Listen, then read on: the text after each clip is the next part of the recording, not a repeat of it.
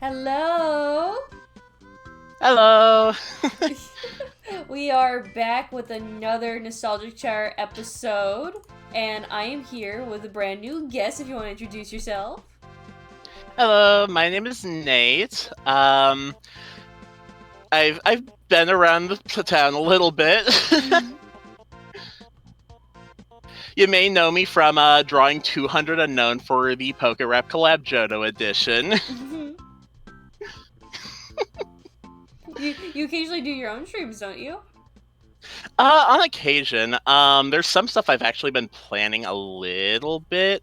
Mm-hmm. I plan on getting back into it with some art stuff since there's some things I'm wanting to do with that. Mm-hmm. Mhm. I Also, it's so funny looking at the chat because it's like, man, I know these people.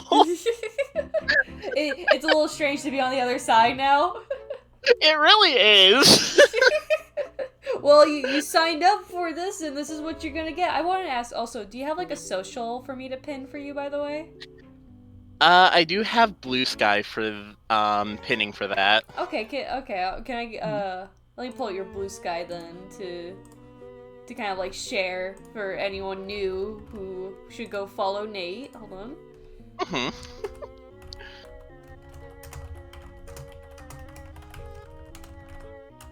There we go. Not that. In case anyone who has not met Nate yet, you should go check them out. They make some pretty cool art. Uh, they draw a lot. You draw a lot of trains, which very well. I might add. I don't like drawing like machinery, but you draw trains like really well. I want to compliment you on that. Oh, thank you. You're welcome. You're welcome. Brett, I see you. This is also law. If you are on stream with me, you have to hydrate with me too. So Yeah, good thing I've got a water available. I always have like 4 water bottles with me. But no, yeah, Nate is here as my Nostalgia Shower guest, my 25th guest, which is so fitting for the new year, 2025. If it's alright with you, if I can ask the first question. Yes, of course. So what would you define nostalgia to you? And this can be your own definition or from your own. I hate this song. I'm gonna change it real quickly. Hold on. I'm sorry. I asked the question and like it was like the most like uncomfortable like music to like start a conversation with. Like it was I don't know what song it was from, but it was just really just like it was like the tubas like I'm just like this sounds horrible. I'm gonna change that. But yeah, my question, what would you define nostalgia to you? And this could be your own definition or from your own life experiences. So I think in regards to like the feeling of nostalgia is it's something that can sort of bring back a lot of memories. Mm-hmm. Generally more on the positive end. Mm-hmm. Uh, they can come from like all sorts of different things, and they can show themselves in different ways as well. Mm-hmm. Um, for example, if you listen to like a track of music that you remember from something that you had fond memories of, Mm-hmm. and you get that like tingling sensation that feels all warm and fuzzy inside. Mm-hmm. Something around like something like that. No, no, because if it was a negative feeling, that's just trauma. Then at that point, Yeah. that's what I always say. Where it's like it's always that's like the whole thing with like nostalgia. It's mostly generating like a positive feeling. There's no like right or wrong answer to this, obviously, but like just generally knowing what nostalgia is. It's I ran out of points. Well, maybe you should have spammed them all, bread. All the hydrates you could have gotten. Let's go lesbians. But no, yeah, like nostalgia is always defined as like the positive feeling, which very good definition. The word the way you worded it, by the way, cat thumbs up emoji. No notes to add to that. Just agreement. Yes, yes. Yeah. um, I'm like flicking back and forth. This is when I eventually get more monitors. I only have the one. I don't know how anyone. Yeah. I don't know how anyone can deal with having two monitors, but I can see the appeal to it, though. Yeah, I have my tablet that I will occasionally use as a second monitor, which works for like really niche stuff. Mm-hmm. I just have the one, and then I have like my phone if I really need it. But on most cases, I don't really need it. um, I guess I'm pulling up the questionnaire though. I was gonna ask you my next question though. Was there any children's media that you watched as a tot that you think would be impactful to kids nowadays in this growing generation? And I'm gonna throw you a loop with this one. You can give me a negative impacting and a positive impacting like show. Oh. Um I feel like it's going to be the very, very obvious answer would probably be like the show that I'm known for, because everybody knows me as the Thomas and Friends person. I Which, I would generally love to know like your thoughts on it though. so I think a big thing in regards to how Thomas and Friends handled like teaching morals and values Mm-hmm. was a lot of it was like very implied rather than like blatantly stated. Mm-hmm. An excellent example of that was the episode Dirty Objects, where James makes a comment towards Toby about him looking old and dirty because Toby is an old steam tram. Mm-hmm. And later on in the episode, James has a run in with the troublesome trucks and immediately crashes into some tar wagons, which results in Toby and Percy making fun of him by going, "Oh, whatever is that dirty object? It couldn't possibly be James." Mm-hmm. So it's like that sort of not necessarily like blatantly stating the moral, because you can guess from the karma that James gets that that sort of a treatment towards someone isn't how you'd want to treat someone, Mm-hmm. and how when it's turned back on you, it doesn't feel particularly great. I see. Mm-hmm. Can I ask as well, just like because surprisingly enough, you're not the first person to like I've seen who is like either like have watched me or like have like I've like seen it around my circle who's like interested in Thomas the Tank Engine. I know of Uh-huh. it because I watched Sprout as a kid as well. Like I know of it from through Sprout, but I more or less like I guess I never really saw the appeal to it. I guess because I'm not that much into trains, but I can admire Right. them from afar. So I guess I just want to like pick at your brain curiously. Like, what was like your favorite thing about the show? I feel like a large chunk of it was just there's something about steam engines in particular Mm-hmm. that's genuinely fascinating. Mm-hmm. Um, to pick a little bit of the words from Wilbur Awdry himself, the guy who wrote the original books, Mm-hmm. you can tell a lot about a steam engine based off of the sounds that it makes. Really? Yeah. One of the examples that Wilbert gave was the basis for the story of Edward and Gordon, where Edward pushes Gordon up a hill that Gordon got stuck on. Mm-hmm. He based that story off of an actual event called banking engines, where an engine would be literally stationed at a nearby location to help push engines up a hill. And he imagined the banking engine as basically saying, "I can do it, I can do it, I can do it," from the way that its steam exhaust was exerting itself. Okay. Interesting. And in a way, you can see a little bit of how that sort of characterization for steam engines was portrayed, not just in how he wrote the books, but also how they were adapted to television as well. Mm-hmm. I am listening, by the way. I hope you know that when I go like Right, I'm like right. that's how I just respond. So Yeah. I'm just genuinely very fascinated hearing this. Yeah. A large part of it also comes down to the fact that just steam engines are real. Yeah. Like, even like whether it's in the books or the TV show, there are locomotives in those pieces of media they are able to see like present day. The Skarloey railway engines, for example, were based off of the locomotives of the Talyllyn Railway in Wales. Stepney was a character from season 4 that actually exists as a locomotive. Flying Scotsman was a big one. And even like the characters themselves from the show are based off of real locomotives.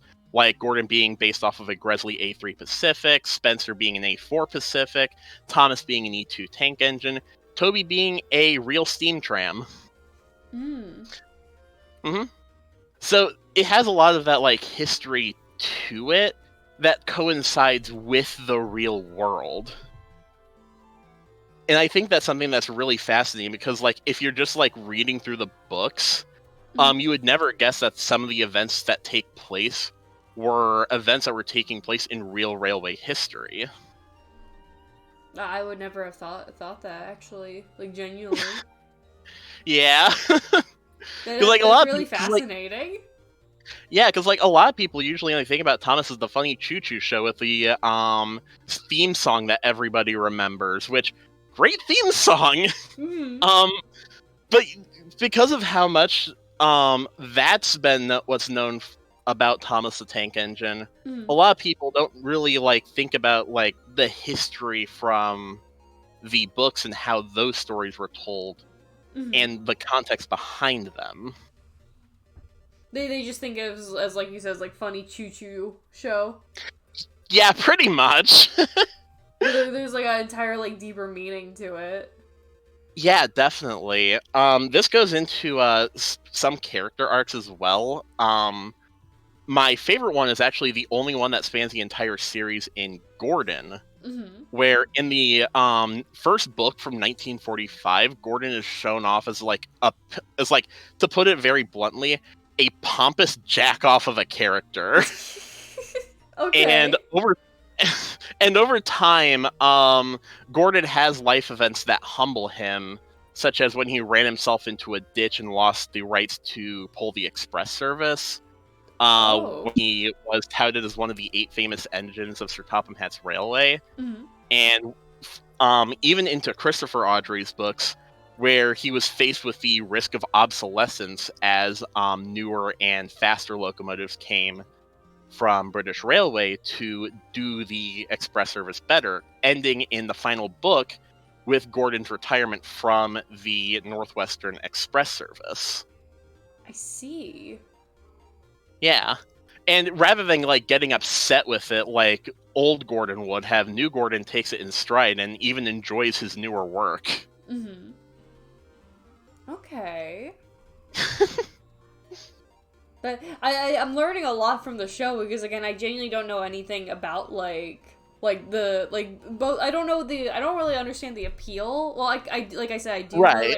It's not really my thing, and I love to know what makes someone's like. I love to know what makes it someone like their thing, you know. So I'm just very intrigued hearing all this. Yeah. So you say that would be like your positive impacting. What about your negative impacting? Like piece of media to this generation? Caillou. Caillou? Primarily old Caillou. If I had a shot every time someone said Caillou as their negative impacting cartoon, I think I'd be dead. Yeah. That's entirely fair. It's between 2 bald children every time I ask that question. It's either Caillou or Cocomelon. I mean, if you want if you want another answer I could give, I feel like I would say like to an extent a little bit of older Fairly Odd Parents. Older Fairly Odd Parents. Well, kind of like middle road Fairly Odd Parents. Not like the season 1 to 2 stuff, but like in between like season like 3 to whenever the dog showed up. Around like season 3 would be like when like the baby came out. Actually, that was like season 6 or so. Oh wait, really? Yeah. I'm not on top of Fairly Odd Parents, honestly. So, yeah, like with Fairly Odd Parents, like I can't say that it's like a bad show. Like it's of course suffered from the problem of seasonal rot, but like most shows that go on for like a really long time past their prime usually go to that. but a lot of like middle seasons Fairly Odd Parents is kind of mean spirited in a way. No, I can agree with that because like I feel like on one hand with some parts of like Fairly Odd Parents, like Timmy is like a little shit. Like he's Yeah, no, absolutely like a little definitely. shit. And then Mhm. like there's other characters that are just genuinely like like take Vicky for example. In the beginning of the show, she was like, "Oh my gosh, she's meant to be unlikable," but like there's a certain extent she's like, "Holy shit, she's insane to like a funny degree." But then you get so tired Yeah, seeing her because she's just like a lunatic at this point. yeah, definitely. And then like of course there's like other characters like Wanda and Cosmo actually is a good example. Like they went from like being a lovey-dovey couple from the first few seasons to like literal marriage abuse. Yeah, no, literally, they just became boomer comics over time, Mm. for lack of a better word. No, no, I mean that's Butch Hartman for you. Like, Yeah, yeah. have you seen like the new generation of like the new version of like the Fairly Odd Parents by chance? I did see some of the stuff with the new Fairly Odd Parents reboot. Mm-hmm. Phenomenal art style. Mm-hmm. I definitely think that it grows the series in a very, very positive way.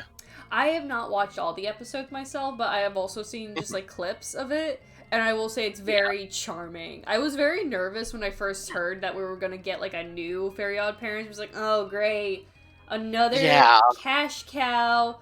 And like the art, like the concept art we got made me a little bit more nervous because the characters. I don't mind that it's in 3D, but the fact being that they were like still images of 3D models made it unnerving. yeah. No, definitely. Especially after Fairly Odd Parents, Fairly Odder, the sitcom was Mm. not great. That was the live action one, right? Yeah, that. Yeah, the live action show, not to be confused with the movies. No, yeah, the movies is like a completely different thing because like that's just weird on itself. But yeah, the sitcom where Right. like Timmy basically gave Wanda and Cosmo to like his cousins. I think it was Cousins. Like I just remember like Timmy was like a grown old man. He's like, I'm just gonna give you guys to like my younger cousins or whatever. And also Crocker and Vicky were like a couple, which was really weird. Yeah, no, because Crocker's like, what, 90?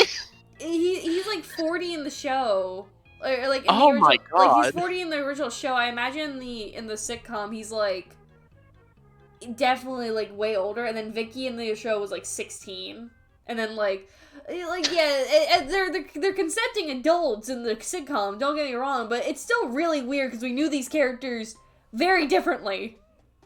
Yeah, no, definitely. Like, why? Just give Crocker, like, somebody that's not Vicky. Or like somebody, or just not at all, because Crocker doesn't need anyone. Right. That I never touched the sitcom. I don't know anything about it besides like actually one character from it that I saw like someone says like this is a cool design, which was like I think it was like Cosmo's ex-girlfriend, I think. Oh, yeah, that's right. She was like a purple fairy who had like I think she looked I don't remember how she looked actually. I want to like look her up real quick. Like hold on, like what Right. is it Cosmo ex-girlfriend? Yeah, no, I really like her. I actually liked her design because I thought she was cute. Hold on. Like this was the design that I was trying to remember. Oh, yeah. Yeah, the, really old... Yeah, the, design... Like, I don't hate the design of the character, because, like, I love the, color palette that they used. Mm-hmm. So that's kind of just something that Fairly Odd Parents already excelled with pretty well. Mm-hmm. But I also just can't get over just the very, very stiff animation of just tweening and like nothing else. Oh yeah, no, because all they did with for the fairies was just tweening, so they looked very lifeless. Yeah. At least in like the movies, they were like animated. Granted, like they were 3D, so it was a different style, but at least they made them more like feel real, you know? Yeah, definitely. Vicky's only 4 years older than Timmy. That does not help the point at all. because it makes it really weird. doesn't. Because like Timmy's like what 10? How old is Yeah. Timmy? Like he's like a 10-year-old boy, and that makes Vicky 14. That makes it even weirder. It's Right. what were they thinking? It's weird. Like, the only thing I can assume is that they thought, like, oh, both of these characters hated Timmy, but they hated Timmy for different reasons. It's like the one joke. I think Steven Universe made this joke where it's like, I hate Steven. I also hate Steven. Wow. We should. Well, what was it was like Ruby and like Aquamarine. Those two characters. Right, yeah. And that's what Vicky and Crocker are. It really is just that. Oh, I thought Timmy was so yeah, 6 years older than Tim. Oh my god. That's horrendous. Yeah. But that's a different answer. I will say that, saying like the later Fairly Odd Parents. I will say I think the show fell off really hard when, you know, fucking the show should have ended with the TV like movie thing, the TV episode. With Channel Chasers. Yeah, but instead no, Cosmo got pregnant. Yeah. But Chartman thought he was protecting children by letting them know how pregnancy actually happens. No. You just opened the gates for something else. A lot of something else. A lot of something else. I hope you're proud of yourself. I can't believe 2 women became lesbians to be up a depressed teen. That is one way to describe that. That is like in a nutshell description of that episode. Pretty much. I thought you were talking about the Drake Bell movies. Is that yeah? The Drake Bell movies was like the live action movie where like Tootie became like that one actress from Victorious. Oh yeah, the one who played Trina. Yeah. Like that's like those movies are very different from like the sitcom. Like for some reason Fairly Odd Parents had so many iterations of the show, they just will not let the show die. Yeah. It's a something show. It's the new show's better. I will say that. Oh yeah, definitely. I will move on to my next question though. What was something you hated or wasn't interested as a kid that you actually grew up to like in your adulthood? Okay, so this is going to sound really weird. Okay. I fucking hated Ness and Lucas in Smash Bros. Ness and Lucas, was it Earthbound or Yeah. So there's a little bit of a context to it because like growing up, the only thing like I saw Super Smash Bros. Brawl and I thought, oh, sick, a fighting game with Mario and like all these other Nintendo characters. And going into it, I only ever knew about like the Mario characters, Kirby characters, the Pokemon, Link and Zelda. Right, the Nintendo characters. And like outside of Sonic the Hedgehog, that was it. So I had no context of who characters like Captain Falcon or Ice Climbers were. And the ones that confused me the most were just Ness and Lucas, because it's like, these guys are just children. Like, what's so special about them?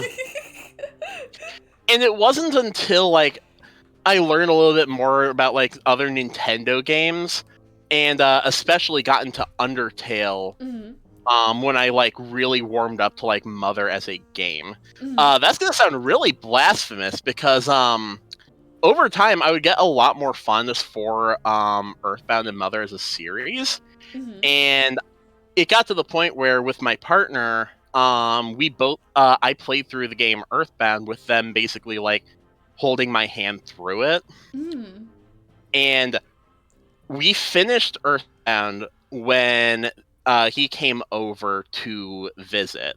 Right. It was the first time we had ever met each other in person, and we finished Earthbound there, and we were both a puddle of tears. I don't know anything about Earthbound besides like one friend of mine who's into it, but I don't know anything about it. Yeah, no. Earthbound is so good, and if I were to see like younger me like annoyed with the fact that Ness and Lucas were characters in Smash, I would tell them to shut up. Because, like... That's straight. That's so funny, though.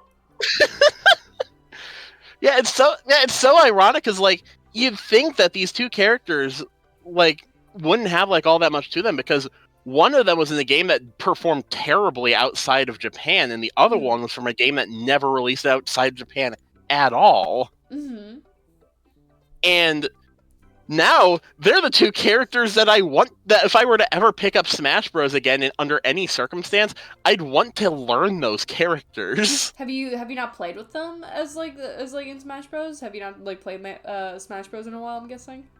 I have not played Smash Bros. In a long time. Mm. Like, it's sort of a thing where it's like, I'll play it and like not take it seriously whatsoever when I'm playing it. Right. Which I am basically the bane of existence for the competitive Smash community. I see.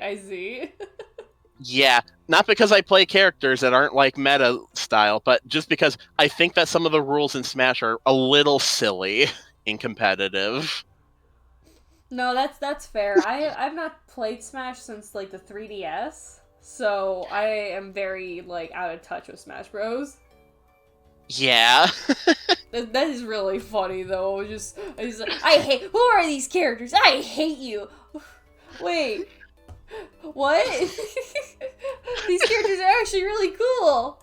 And now you can never. Yeah. And now you have not even learned from your lesson to connect with them. Yeah, definitely. I hope one of these days you'll get the chance to like play with them eventually. Oh yeah, definitely.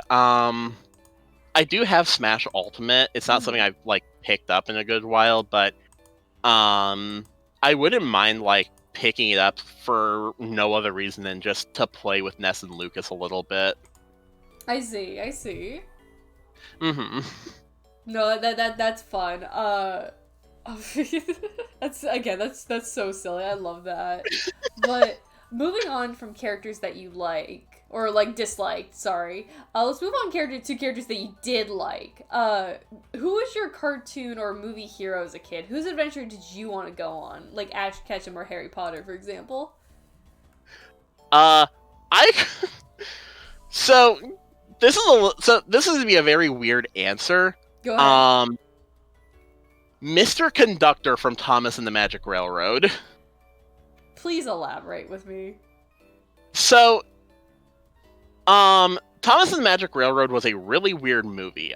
For reference, it was the last movie. It was the last project for Thomas and Friends that the original like show's producer would work on, Britt Allcroft, because the movie performed terribly in the box office. Really? Yeah.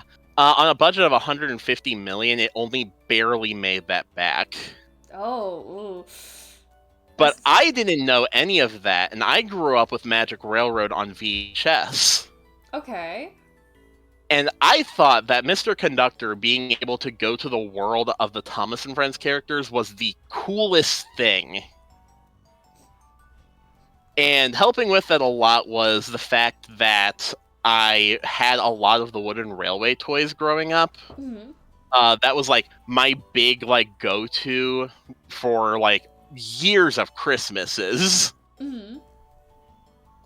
And I would and because I grew up on that and had the wooden railway characters of Lady and Diesel 10 from the movie, I would do like a lot of stuff in regards to scenarios featuring them. But I would have killed way back when to be able to be in the shoes of Mr. Conductor.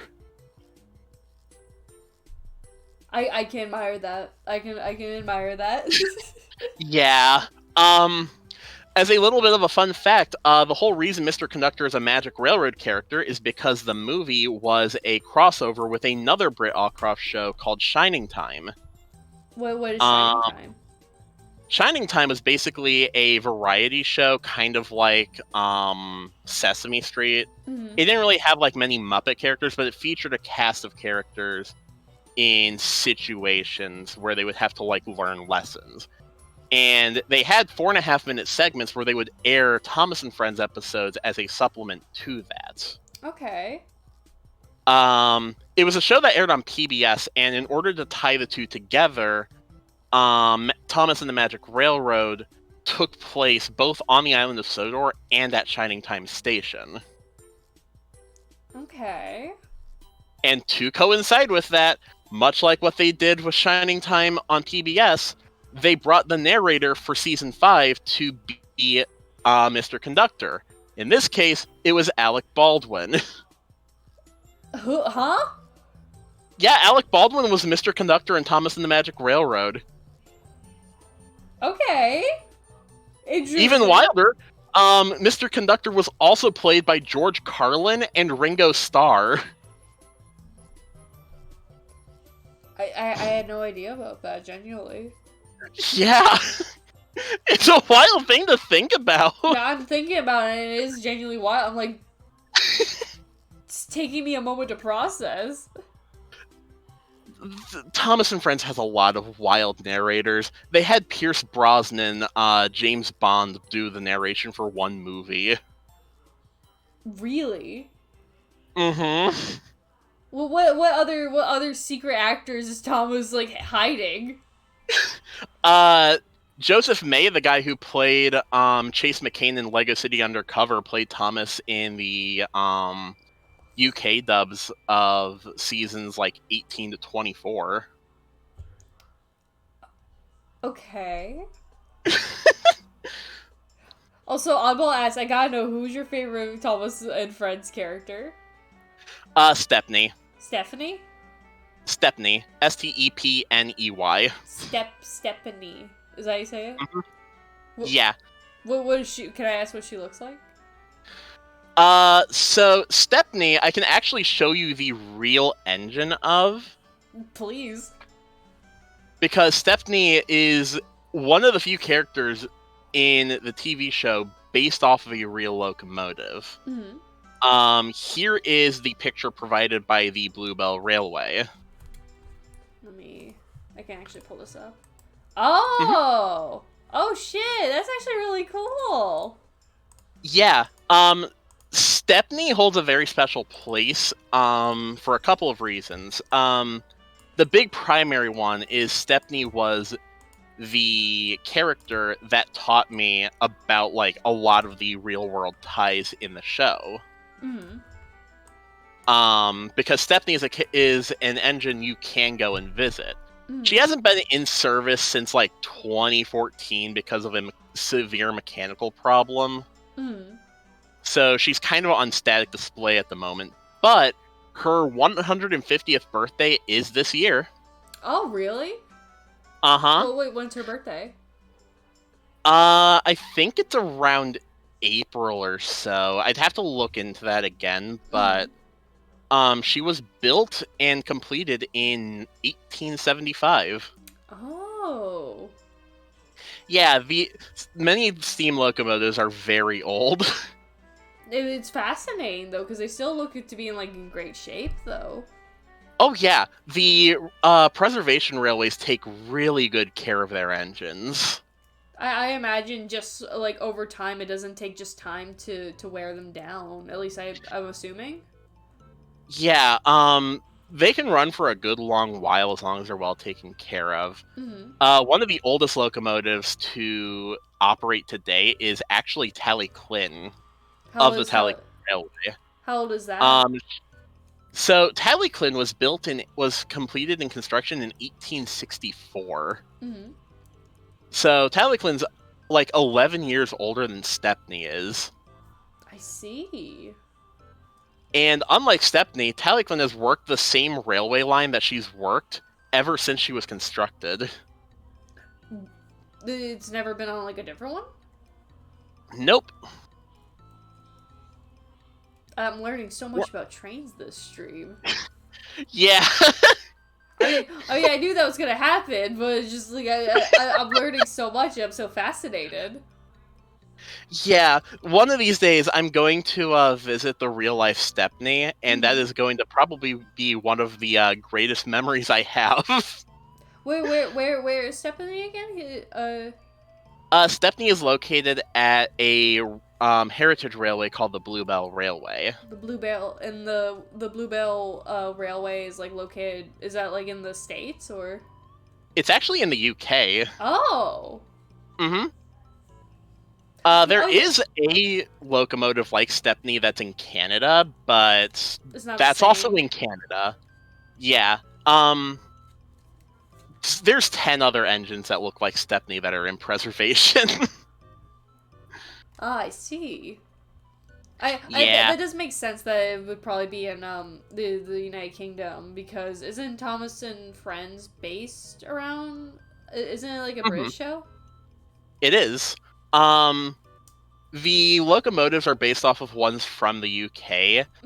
The island of Sodor is supposed to be like in between Barrow and Furness and the Isle of Man. And they do make references to the real world, like characters complaining about like being who's right and who's wrong about what the big station in London is, for example. Oh, I see. Mm-hmm. What's the big station in London then? It depends on the railway. It depends on the railway. Yeah, if you're from the LNER, then it's going to be King's Cross. If you're from the Great Western, it is Paddington. And if you're from the LMS, it's St. Pancras. It's not just like one of them is not different from the other? They are very different from one another. That's just where they're like big station. That's where just the railway's big stations are. Ah, I see. Okay. It's also why the Hogwarts Express from Harry Potter angers me, because it leaves from King's Cross and not Paddington. Yeah, okay. That makes sense. I didn't even know about that. Yeah, the Hogwarts Express is a Great Western locomotive, and it leaves from the London Northeastern's terminus station. And that's like the incorrect direction, basically? Incorrect station, amongst other problems with it. Is it like a very inaccurate kind of like engine, or? The Hogwarts Express is a Great Western locomotive built at a London Midland locomotive works that existed 10 years before the actual one came to be.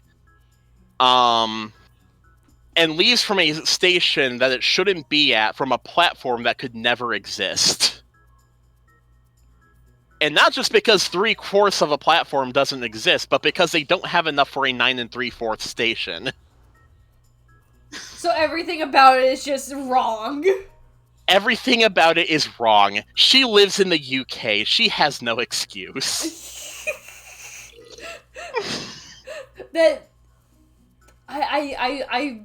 I genuinely did not know about that at all. Now I know that train. Now I know that train is just completely wrong now in every way. Yeah. No, that's amazing. That's amazing to know that. More people need to know that. Yes. That just how inaccurate the train is, because like not many people would think about that at all. Like not many people would think about like the little details like that, like for like the Harry Potter train, and just how inaccurately placed and like structured it is. Yeah. Because like you don't usually think about like the nitty-gritty of how like the world works too much in the real world. You think about like the wizard world of it all. Yeah. You don't think about the real world stuff. Yeah, because like it's at the end of it, it's supposed to be like, oh, it's all fantasy, but it's like, okay, but if you're gonna make fantasy, you gotta make it work. You have to explain yourself. Right. Especially if you're basing it off of like the real world. Right. If you're basing off reality, then you have to put in some reality to it.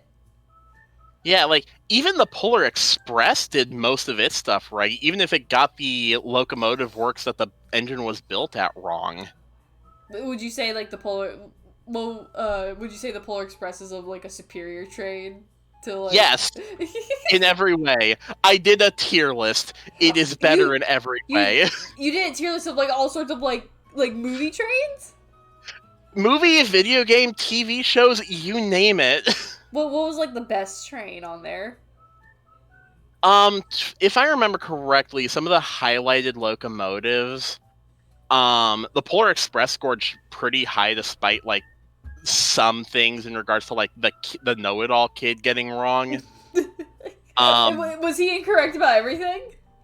Not everything. There was some stuff that he got right. The locomotive was built at Lima Locomotive Works, though, not Baldwin Locomotive Works. I'm sorry, I'm just thinking about like the kid from the Polar Express. He's like, do you know what kind of train this is? Right. Well, what's your relationship to that kid? Like, what's your thoughts on him? Shockingly, not a lot of people compare me to him, and thank goodness. I'm glad. I wasn't gonna say that you were like him, but I was more curious. Like, do you hate him? Or like, you're just like because a lot of people are just like, oh my god, this dude.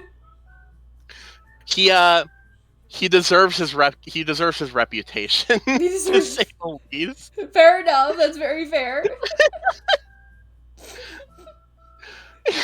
But yeah, you were saying like like the Polar Express was like on the higher parts of the tier list. What was the other like highlighted ones?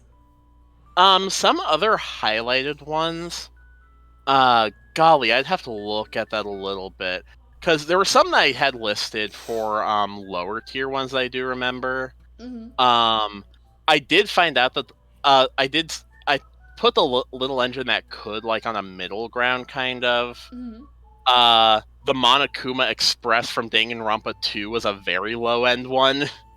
Oh, I didn't even know Danganronpa had a train. Yeah, it's, I think, in the 4th chapter of it. It's not like a major sort of thing, it just kind of exists. Which is really funny when Nagito Kameda is standing in front of it, and you made Nagito Kameda into a Thomas fan, and he shows up where the train is. Well, my name's Nagito Kameda. I still need to finish the second game. I'm not done with it yet. Yeah, I promise. Like, I won't spoil anything of it, of course, but you're in for a wild ride. I need to get my friends to continue playing it eventually.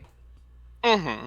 No, but that's very fascinating. I'm gonna move on to my next question, if that's okay with you. Yeah. Continue with the original question about hatred. Well, what was a character you hated in a piece of media, and to this day, do you still hate them, and why? I have never liked the Pokemon Phoebus. Phoebus? Yeah, I've never liked that Pokemon. Like the pre-evolution to Melodic? Yeah, love Milotic, mind you. I cannot stand Phoebus. Is it just ugly? So, my first exposure to Phoebus was encountering a trainer on Route 119 who had one. That was very specific. And also having battled one of the trainers that had a Milotic in Pokemon Sapphire. And I thought, oh cool, maybe like Milotic probably evolves from Phoebus, so I should probably fish on Route 119 for Phoebus. Little kid me spent 3 days trying to find this thing, and I could not find it. Because nothing in the game tells you that it only appears on 6 select tiles. It's a 50% encounter rate, only on those 6 tiles. And this was in Sapphire? This is in Ruby and Sapphire, and the same goes for Emerald, too. I had no idea you could only fish in, like, a specific square to find it. Yeah, 6 of them, and it doesn't tell you which ones. And you didn't see a guide at this time. Like, you didn't No. know. I didn't know. I just gave up and kept going. I just kept, like, going on with my merry way. That must have... And then when you just go... How old were you when you discovered that there was, like, the patterns, or, like, the squares? It was around when Gen 5 came out, which even that has its own Phoebus story. Because I got because, like, Milotic and Phoebus are found in the same spot. Yeah. In that game. Yeah. Phoebus is supposed to be much easier to get, and I somehow got my Lodic first. So I didn't have to deal with Phoebus, which is great, because if I found Phoebus first, I was going to try to evolve it.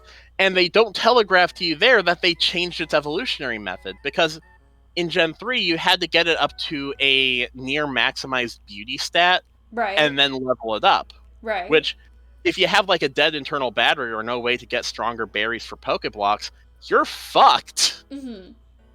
And it's the same way in Gen 4 too, which is a big reason I'm not using Phoebus when I play Brilliant Diamond with my partner. You just have And that also hatred. the fact that in that game for Brilliant Diamond and Shining Pearl and in Diamond, Pearl, and Platinum, they made it only appear in one spot in 4 selected tiles. So they made it less? They made it less. Why? I don't know. And it's worse in that game because it changes every day. What?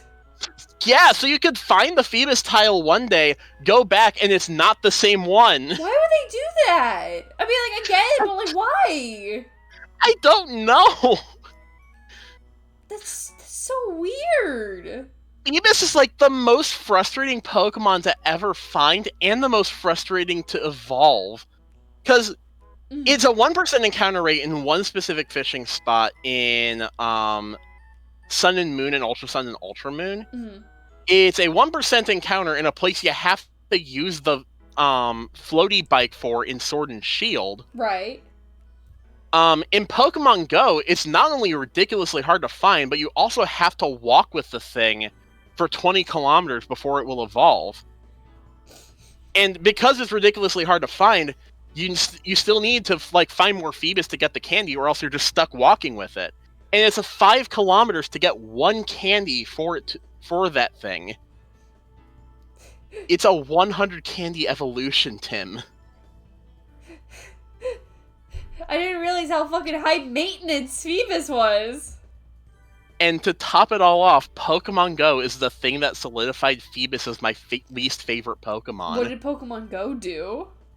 So, Pokemon Go, way back when, liked to experiment with events.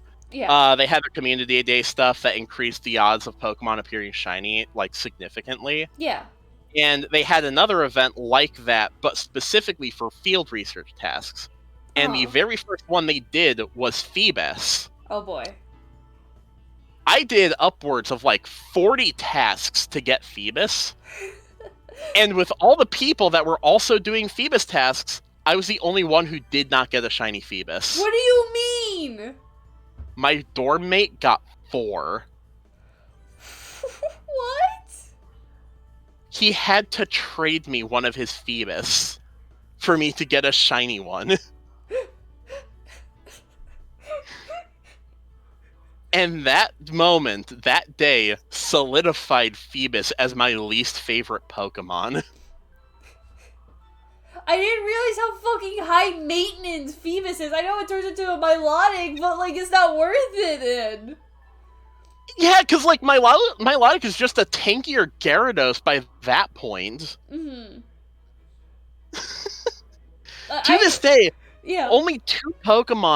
There's only two Pokemon where my opinion on them has degraded to a point where I like straight up despise them.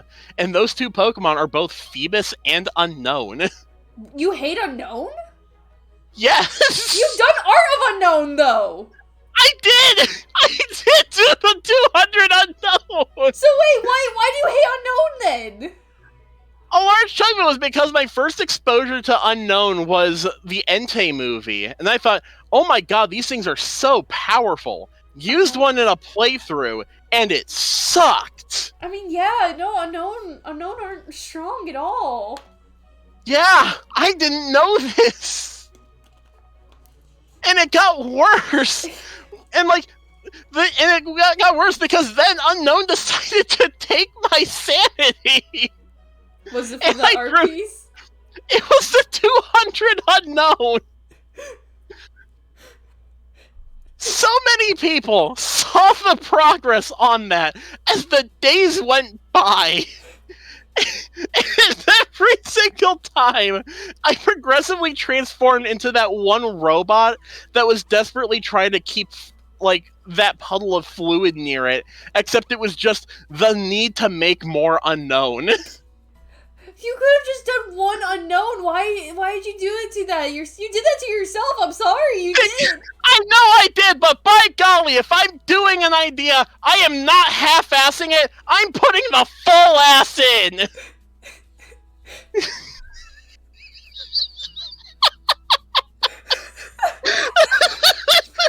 I mean, like, it's admirable. It's very admirable. When you finish your art piece, I was like, holy shit. Like it was very admirable, don't get me wrong, but just, you didn't have to do that! I also didn't have to draw 24 failings for that, but... I mean, it was, both the phalanx things you did were both into use, so... Mm-hmm. You know, the things you do not go unnoticed, I will say that. I very much appreciate it. Yeah, you're fucking insane. I'm just gonna say that. I get told that a lot. Oh my god. I'm gonna pop up the next question if that's alright with you. Oh yeah, go ahead. What piece of media traumatized you as a kid, and does it still haunt your dreams to this day? How familiar are you with the game Zoo Tycoon? Not familiar at all. Okay, so Zoo Tycoon was an old computer game developed by some studio with Microsoft back in like the very early 2000s. It was one of the first video games I ever got to play, actually. Mm-hmm. I vehemently avoided using the dinosaurs for the longest time. Okay. The big reason for that is because my mom wanted to show me the Zoo Tycoon game, and I was like, man, this is a video game. And one of the maps for it had like a large dinosaur enclosure that was very dilapidated. So, a dinosaur egg was placed down. It hatched, because in that game you have dinosaur eggs that will hatch to get the dinosaurs. Mm-hmm. And the first thing that this thing did was it immediately broke through one of the walls. Okay. Now, the crashing sound would not be like that startling for like any normal person. Unfortunately, I was a like 3-year-old toddler with undiagnosed autism at the time, and I cried hard. Okay. Oh my god. It's like processing in my head now. I'm like imagining it. Yeah. I can't imagine fully what you must have saw. Like they're not even like particularly well detailed, mind you. But it was just a loud crash, and then the name of like Stegosaurus 1 escaped. And it was just that startling that I could not use the dinosaurs for the longest time because I was just terrified of that. Mm-hmm. Now, does it still traumatize me? No, it does not, because I would later find great solace in putting people in dinosaur enclosures and watching them freak out. In the same game, or? Yeah, in the same game! You can put people in there? Yeah, you can just pick up the people and just click and drag them into the enclosures. And that's where you found your solace. Yeah. And that no, there's no shame. I was just damn. It takes the torture of others. I was an interesting Zoo Tycoon kid. No, you're validated. Just like how you can put people in the water of the roller coaster tycoon. Oh my god. Yes, or even kill them in Roller Coaster Tycoon. I need to look into these games later. I have no idea about I had no idea about that. Yeah. Oh my god. I'm glad it doesn't traumatize you anymore. Yeah, no, definitely. Well, moving on from trauma, let's talk about romance. What was your first fictional crush as a kid, and does that crush still linger? Um, the very first fictional crush that I had was May from Pokemon, Mm-hmm. which fits because I was around that same age range. Right. The crush has not particularly stuck around. Um, Valid. I'm tech. I'm typically oftentimes seen as a weird one because I don't usually have like fictional crushes. No, that I mean that's fair. Is it like Yeah. is it just like a rare occasion, or you don't find characters that like you're like, nah, I'm not gonna simp for them. Yeah, it's sort of the latter of the two. Like, Mm-hmm. there's characters I will look at and I'll be like, damn, I want to look like you. An excellent example of that is Marlet from Undertale Yellow. Ah, I know who you're talking I about. I love her hairstyle. I want to have that hairstyle. Just yank her hair. Put it on yourself. Pretty much. No, understandable. Yeah.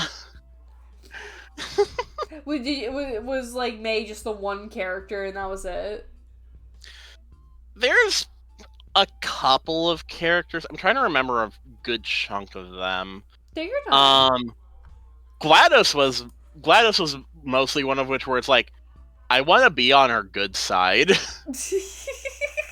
Because, like, GLaDOS has a history of trying to suffocate people in deadly neurotoxin, and I thought to myself, man, she's so cool. I know so many people who are like who are attracted to GLaDOS, so I'm not that surprised. Mm-hmm. Oh my goodness. No, but that's understandable though. Yeah.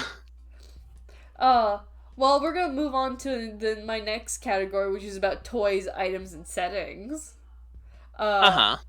So what was your everything toy as a child? The toy you carried around everywhere that you absolutely treasured as a kid? At the youngest, the one I can remember is easily the Thomas Wooden Railway toys. They were a thing that I would, like, bring anywhere, or if I knew someone who had them, I would go to those in a heartbeat. Do you still have it? Actually, yeah. I didn't mean to interrupt you, I'm sorry. Most of them are kind of in storage at the moment. Mm-hmm. Some of them look like they've seen better days. I actually have two Wooden Railway toys on my desk. Mm-hmm. Those were bought, although those ones were bought like in adulthood. Mm-hmm. One of them is a Thomas 1942 model that was manufactured in 2015. I see. It doesn't look at all like Thomas that we know because it's based off of a toy that was made by Wilbur Awdry for his son. Ooh.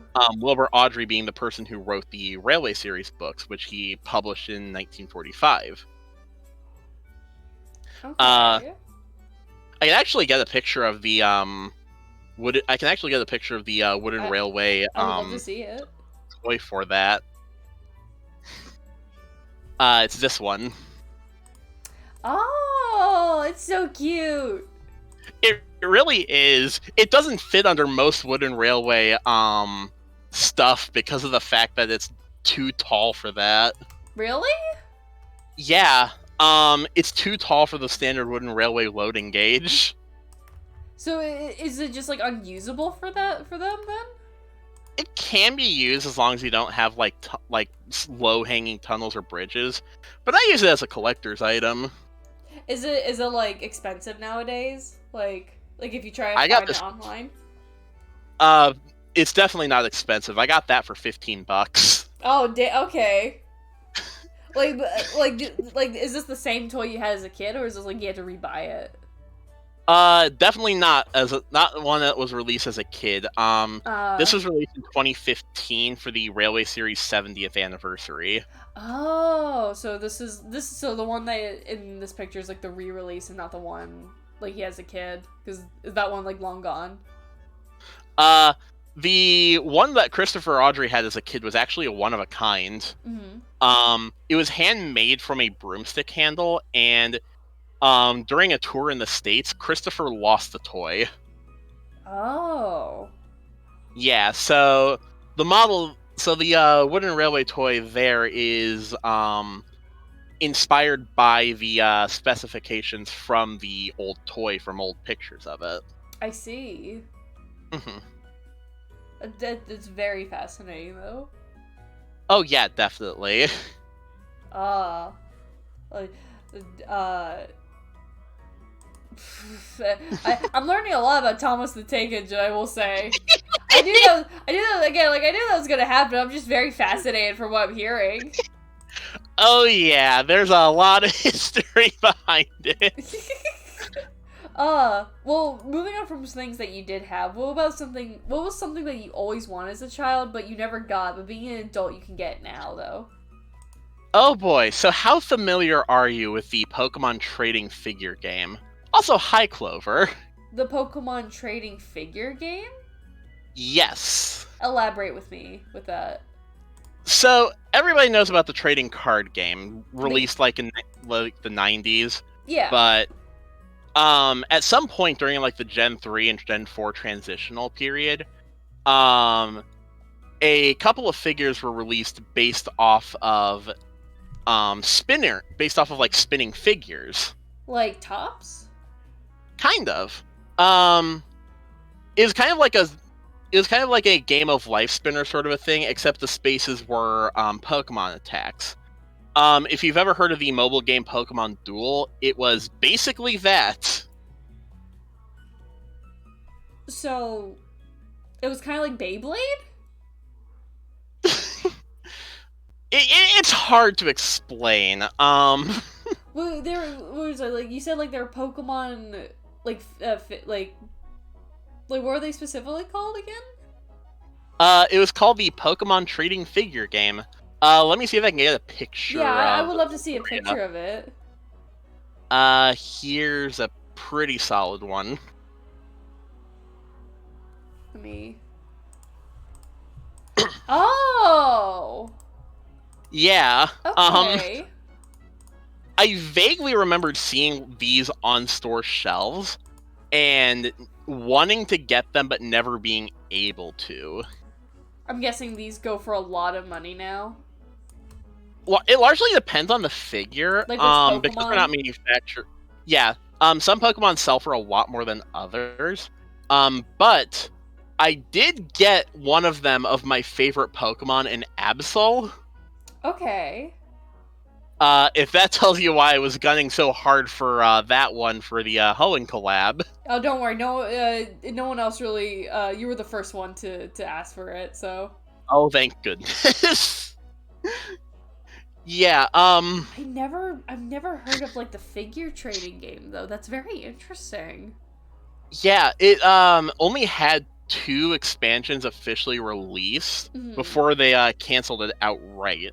There are some from the unnamed 3rd expansion set that were planned for release and were manufactured, but just never got released to the public officially. Mhm. And depending on which one you're looking for, they can go for a lot of money. The one I got was Absol, and that one was in box for like $35. I wonder if they have one. They probably do, but I wonder if they have one of Mewtwo. I don't see why they wouldn't. I'm like looking up on like online. This continued for a good few generations though. Yeah, they All right, so looking it up, they had one for Mewtwo in the Groundbreaker expansion, Mhm. but the expansion never actually released because they canceled it before then. I see. So you might be able to find a Mewtwo one, but it would be probably pretty expensive. I just found one that's in a lot for $12. Oh my god. I'm not joking. Hold on, let me show you the link. I'm not. You said that. I'm just like, I wonder if I could find my Mewtwo. I found it. It's $12. Hold on, look.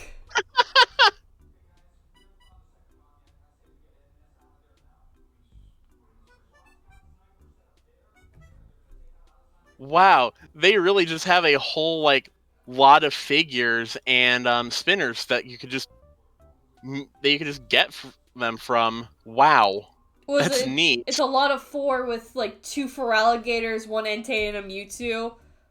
That's Oh going in my my goodness. cart. I'm gonna just actually, you know what? I'm gonna get that right now. Add it to the Mewtwo collection. I surprisingly like I just recently like looked through my Mewtwo. Like I have a lot of Mewtwo items. Like if you were to walk through my room, you could probably tell very quickly which are my favorite Pokemon from what's like on my shelves. However, I don't have a specific like coordinated shelf dedicated to Mewtwo as much as I want to because I don't actually have enough of Mewtwo to put on my shelf.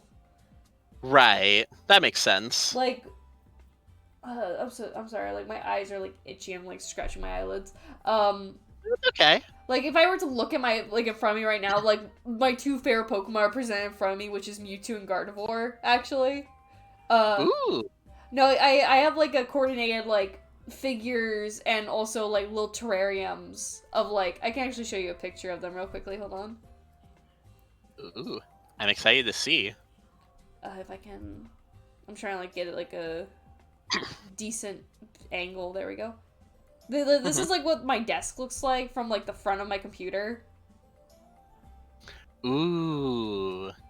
Like I have like it's like coordinated. I have like both the terrariums and like these like specifically these figures where you can like build them essentially. Oh, I have the Mewtwo one on my bookshelf. Yeah, my Mewtwo one was actually a gift from one of my friends from the longest time, and I've had him for a few years now actually. Oh. I also own the golden plated Mewtwo card from like Burger King.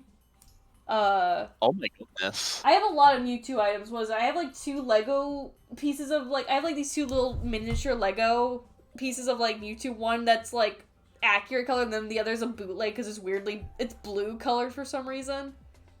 Like Oh my. that was also a gift from like the same friend who gave me the my Mewtwo figure that I built. And then like recently I got like the Mewtwo amiibo from like my local game shop. I have a lot of Mewtwo stuff, but it's actually not a lot. But no, I'm always looking to add more to the collection. Oh yeah, definitely. I've just never heard of like these though. This is very like new to me. Yeah, like a lot of people probably haven't is the thing. They look really nice though. Like the little figures themselves look actually really decent for like being so small. They're actually very like detailed. Oh, they really are. The Absol one was a really good steal. It's no longer in its box, but like Of course. that's fine. I mean, I'm of the mindset of what's the point of me buying it if I'm gonna keep it in the box? Right. Like, I bought it so I can look at it and touch it and keep it for myself. I'm not keeping it in the box. Yeah, could you imagine telling somebody, "Oh, I collect Lego sets, but I keep them in the box." People would laugh at you. Then what's the point of buying the Lego sets? Right? Why would you buy the Lego sets if you're not even gonna build them? Exactly. That's stupid. I've never met anyone who does that, but if I ever did meet someone, I'd probably laugh at them. Genuinely. I mean, if you want to really laugh at Lego collectors, some Lego collectors sell a Christmas X-Wing Starfighter, but they specifically take out the minifigures because it has one exclusive one. And then what? They sell the entire box afterwards? They sell the rest. They sell the rest of it later. That's really scummy. That's such a scummy thing to do. Like actually. Oh, it's so fascinating too because they openly advertise that they take out the minifigures for it. That's so dumb. Right? That's so stupid. Why would you like why? But for why though? Why would you do that? Money. I mean, like obviously for money, but just like that's so dumb. Like if I ever were to meet someone who were like that, just like you're dumb. You're so dumb. It's a dumb thing to do. You're dumb. Yeah. I am probably gonna do more research on like these trading figures though. I've again never I've never heard of them before, and this is genuinely fascinating to me. Oh yeah, they're really cool. You could like feasibly, you could probably get like a collection of them to like battle like friends with if you were to like be able to find enough of them. I'd probably just want to buy them and just put them on my shelf somewhere and look at them. Oh yeah, that too. I am Because very that's surprised I pretty found much the what my Mewtwo one. Absol one is. I'm very surprised I found the Mewtwo one for like not a bad price actually. Yeah, definitely. Because I struggled to find literally Cyndaquil. Mm-hmm. Because I was going to get the Cyndaquil figure for a friend when art from like when me and all of my friends from another server come together in June. Mm-hmm. And I was thinking, it would be really cool to get a figure of Cyndaquil, and I couldn't find a listing for it Oh.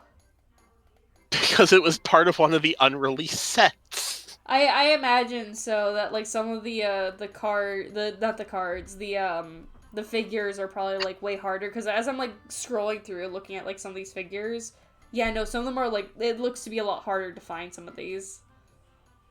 Yeah, no, definitely. But like so many were made, so like it's like because so many were made, it makes it hard to collect them.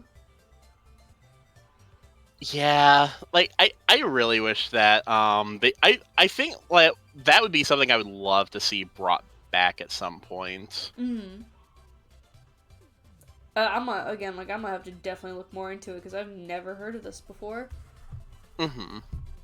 Uh, I will move on to my next question though. Um, Mhm. was there anything you owned as a kid that turned to? I'm sorry. Was there anything you owned as a kid that soon turned into a collection in your adulthood? If not, what would you collect? Oh boy. Um I definitely think a large one is probably model trains. Fair enough. Um yeah, cuz like could you believe it? The Thomas and Friends fan also likes model trains. What? I never would have guessed. It's so unspeakable, I know. But yeah, Yeah, like continue. it's not something I'm like oftentimes able to like get a hold of. Mm-hmm. Partially because number one, all the engines I'm interested in getting models of Mm-hmm. are from the UK. Is it all So exclusively in the UK or? most of it's exclusive to the UK. I see. Some companies do some companies like in the States will do manufacturing of engines from other countries. Right. But usually you see UK model companies keeping their UK locomotives in that country. Mm-hmm. So the stuff that I want to get is oftentimes imported from online retailers like Rails of Sheffield. I used to get stuff from Hatton's, but they closed down towards the beginning of last year. Oh. Is there any Yeah. reason? A lot of it was because of the fact that they couldn't recuperate costs from like 80,000 pounds of theft over the course of like a couple of years. What? Yeah, there was like some guy that stole like thousands of British pounds of merchandise from them, where he would like make a listing of them, ship them off to himself, and then like never pay for them, and they couldn't figure out what was going on for the longest time. Oh, that's insane. Yeah. Um Fortunately, Hatton's did have some stuff that they were working on before they announced their closure, and for a lot of that, they sold off some of their toolings and construction stuff to other companies. Mm-hmm. Fun fact, one of them actually came in literally today that I had pre-ordered last year in February. That long? Yeah, because the thing when it comes to model trains is that they take a long time to get specifically right because you have to figure out to do the tooling and manufacturing in the cheapest way possible, Right. while also keeping a level of quality. Right. So pre-orders on like model trains and things like that could go on from like anywhere from 6 months to like a year or more. Jesus. Yeah. But it came in, but the engine came in today, and I love the little thing. Oh, It, that's at least good you got it. yeah, definitely. I have a very big thing for small tank engines. No, that's valid. Who doesn't love tiny things? Exactly. Oh, that that is very. Is there like have you built many like model trains before? Uh, most of them are usually most model trains are actually built ready to run from the box. Oh, really? I thought you had to like assemble them. Oh yeah, no. If you want to do like a layout, that would be like a set. That would be something that would require assembly. But Mm. most like locomotives themselves are usually built ready to go. Oh, okay. hmm Um, now having a layout to run them on is a completely different story because Mm. uh, it wasn't until like Christmas of 2024 where I was able to run model trains because I won a Flying Scotsman train pack in the summer of 2023. Did you ever get it? I actually did get it. Oh, okay. Um, I've done a couple of videos where I've run the models on the loop of track, and I Mhm. want to do like a full fledged layout sometime. It's just not in my budget right now. That's fair. That's very Yeah, fair. Oh, but one day, one day you shall achieve that. mm-hmm, I'll be the conductor. I even have a whistle for it. Oh, is it like the wooden ones? Yeah, it's a wooden train whistle. I got it from a friend of mine as a graduation gift. Oh, that's sweet. Oh, Yeah, it's very they went cool. out of their way to paint it. It was like a train whistle that they had from their childhood, and they went out of their way to paint it in the paint scheme of the locomotive Fenchurch. Ooh. Mm-hmm. Oh, that's very cool. It's really cool. Oh, the sweet. Oh. Okay, I'm gonna pull up the next question for you. Mm-hmm. If you could bring one thing from your childhood and bring it into this modern day and age, what would it be? It could be anything from an old TV show to a discontinued product to anything. Oh golly, that's a good question. Mm-hmm. Um, you know what? Mm-hmm. Bring back the licensed PS2 games from DreamWorks movies. Like their own video games, basically. Kind of. So I'm pretty sure that we're all familiar with with like the video games based off of like movies to tie into those, Yeah. and we all recognize a lot of them are generally not very good. No, because they're like But majority of them like platformers, I think. yeah, a lot of them are like platformers or just like your general like shovelware kind of stuff. Mm-hmm. Um, but if there was ever any like movie tie-in video game that I would want to have like get either re-released or like have a remake based off of, I kid you not when I say it is the Over the Hedge PS2 game. Really?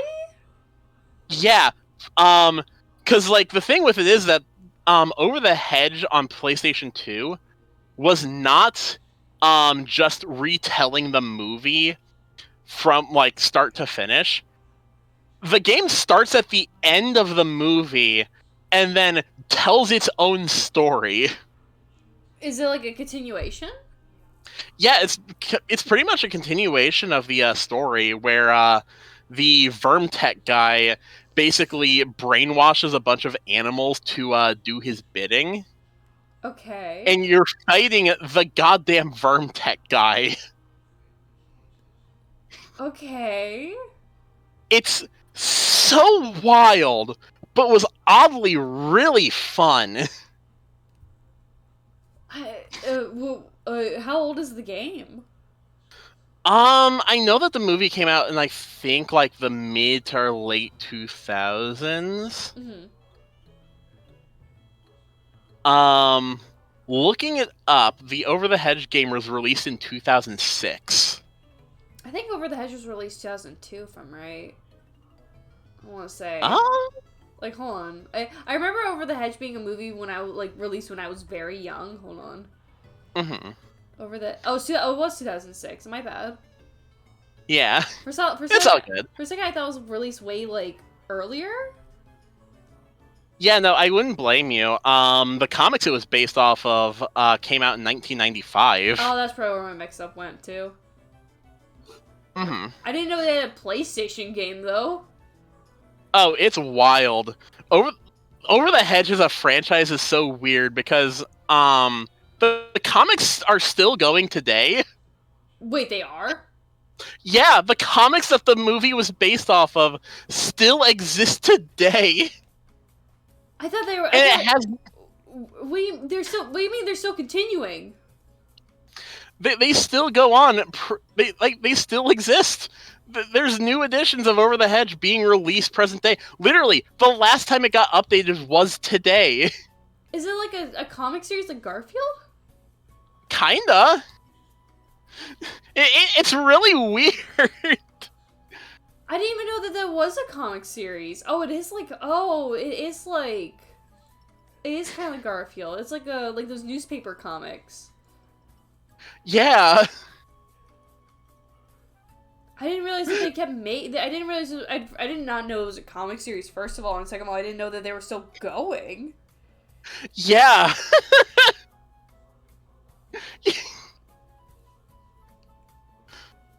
It's so wild how many DreamWorks movies are like based off of actual books and like other things. Mm. Like, would you believe me if I told you Boss Baby was based off a book? No. Yeah, it is. What do you mean Boss Baby's based off a book? Boss Baby is a book.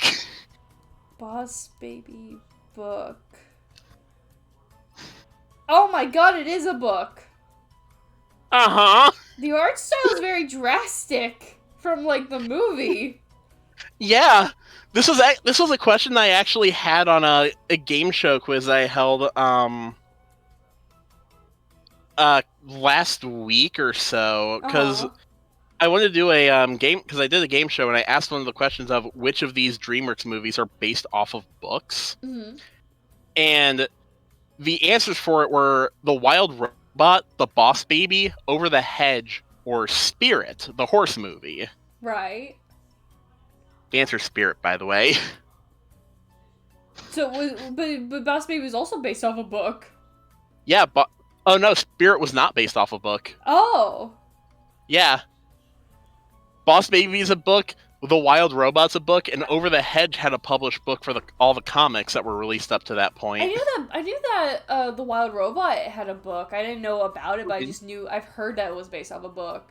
I didn't know The Boss Baby was based off a book. Wild, isn't it? That's so weird, though. I can see it's like one of those older children's books. I feel like I would have like seen or read as a kid myself, but like I've never seen or heard about this book in my entire life. And the fact being this got a movie is weirder to me. Yeah. Played by B-list celebrity, D-list conductor Alec Baldwin. What were they thinking? Why? Why this book? I mean, like, I know other children's books. Like, one of the books I remember fondly that I read as a kid that became a movie was Where the Wild Things Are, which I've actually not seen the movie, actually. I haven't seen it either. I think it looks charming and also scary in its own way.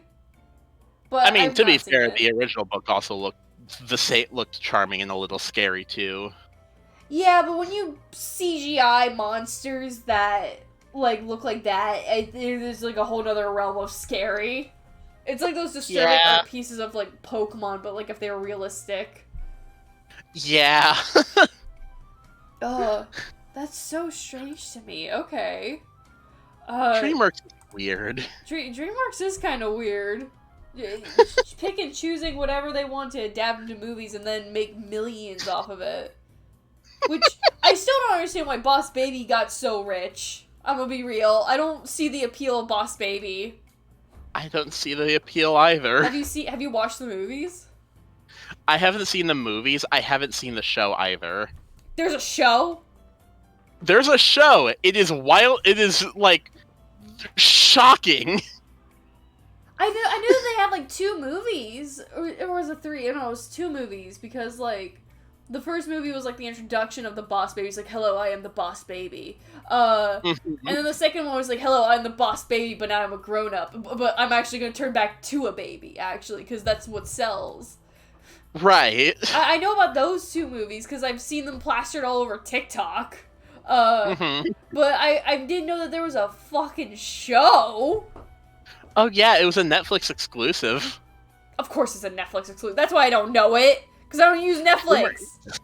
DreamWorks is the wildest company. DreamWorks is like a coin toss. Either they make the most banger shit like Puss in Boots in like The Last Wish, for example, or they make stuff like The Boss Baby. Yeah.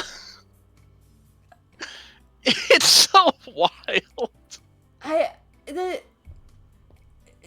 didn't know it was based off a book though. Yeah. That's what's hurting my head though. Why is it based off a book? Why is it a book? Who is this baby? Why are they the boss?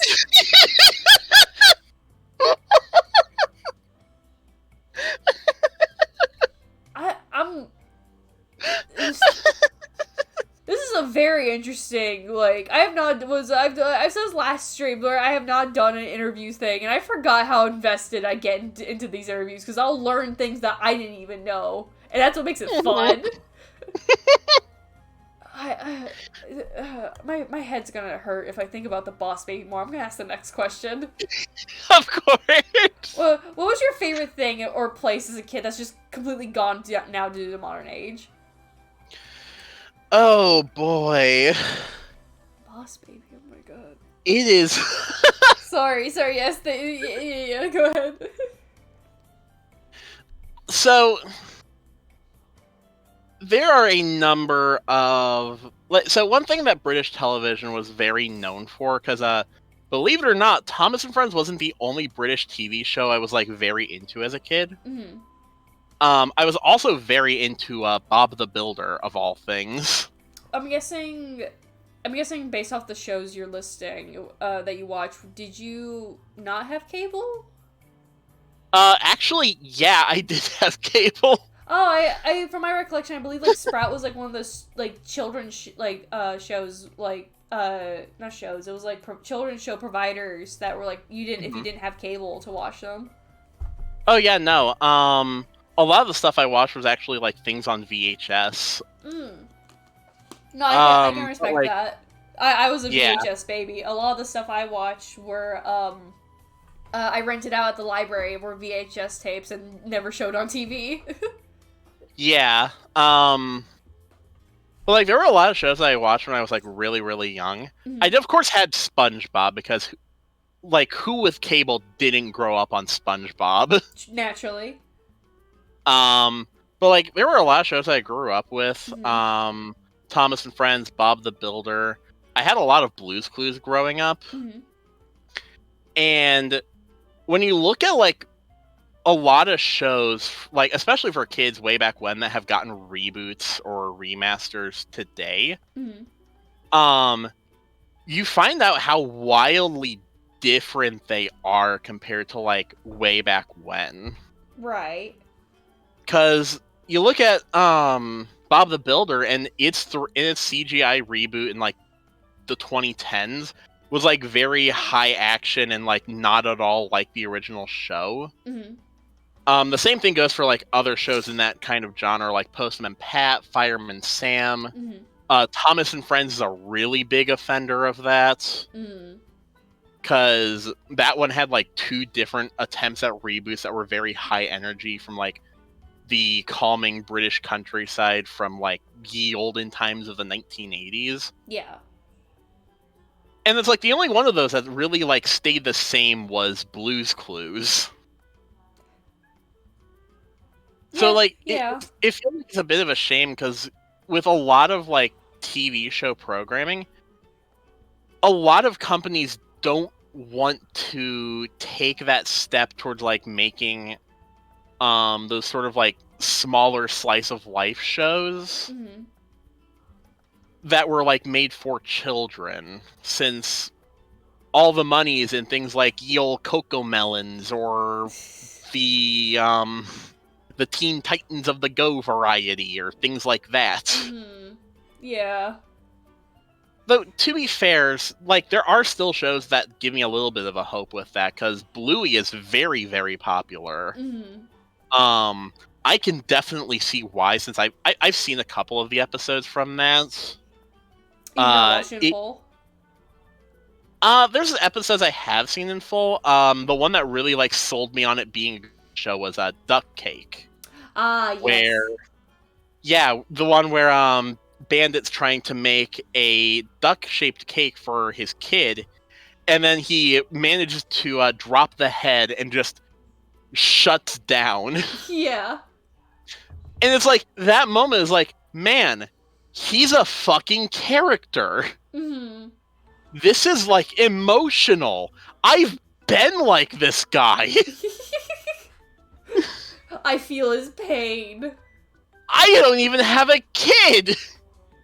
It goes to show you don't really need to have a kid to feel the characters, like, especially the parents' pain.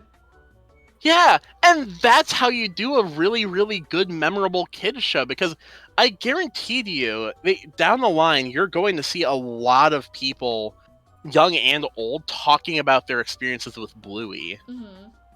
My mom still, like, occasionally talks about, like, how much she liked Blue's Clues when she watched it with me growing up. Mm-hmm.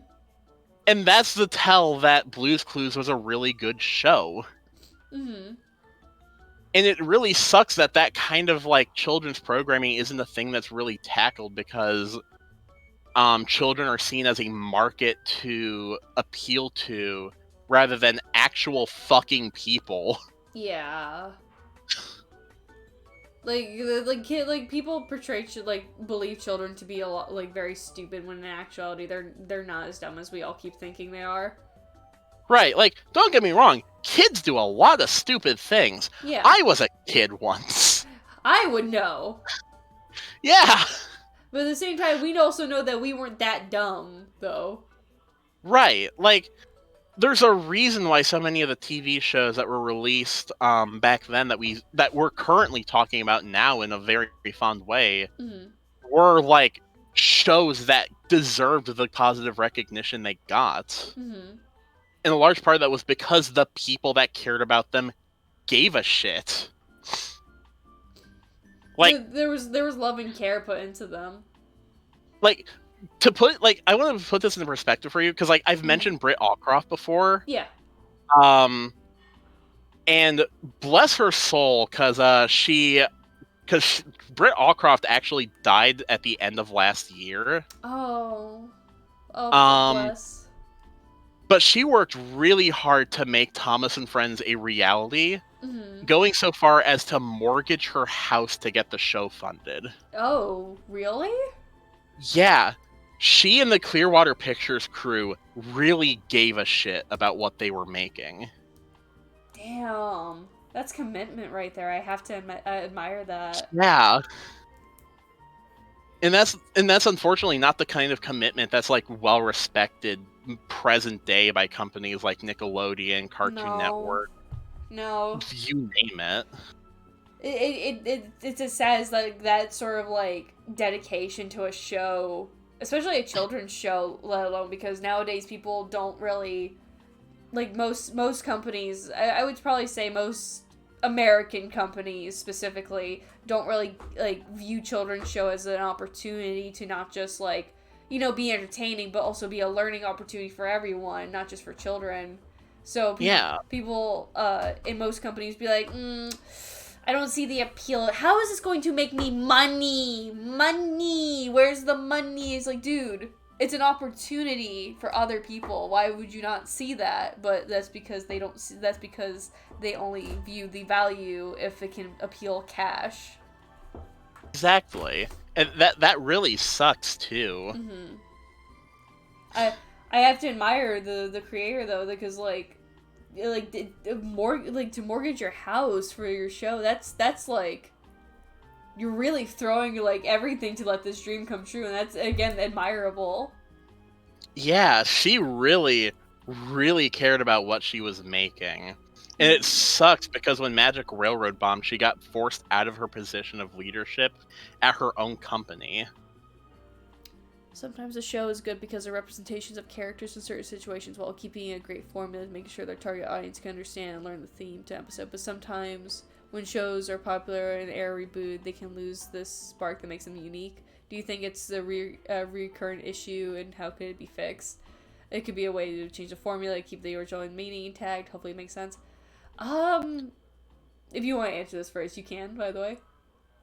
So it's really funny you mentioned that, because one of the things that like Thomas and Friends is a good example of this, but so is SpongeBob, because both shows were known for having like really bad seasonal rots.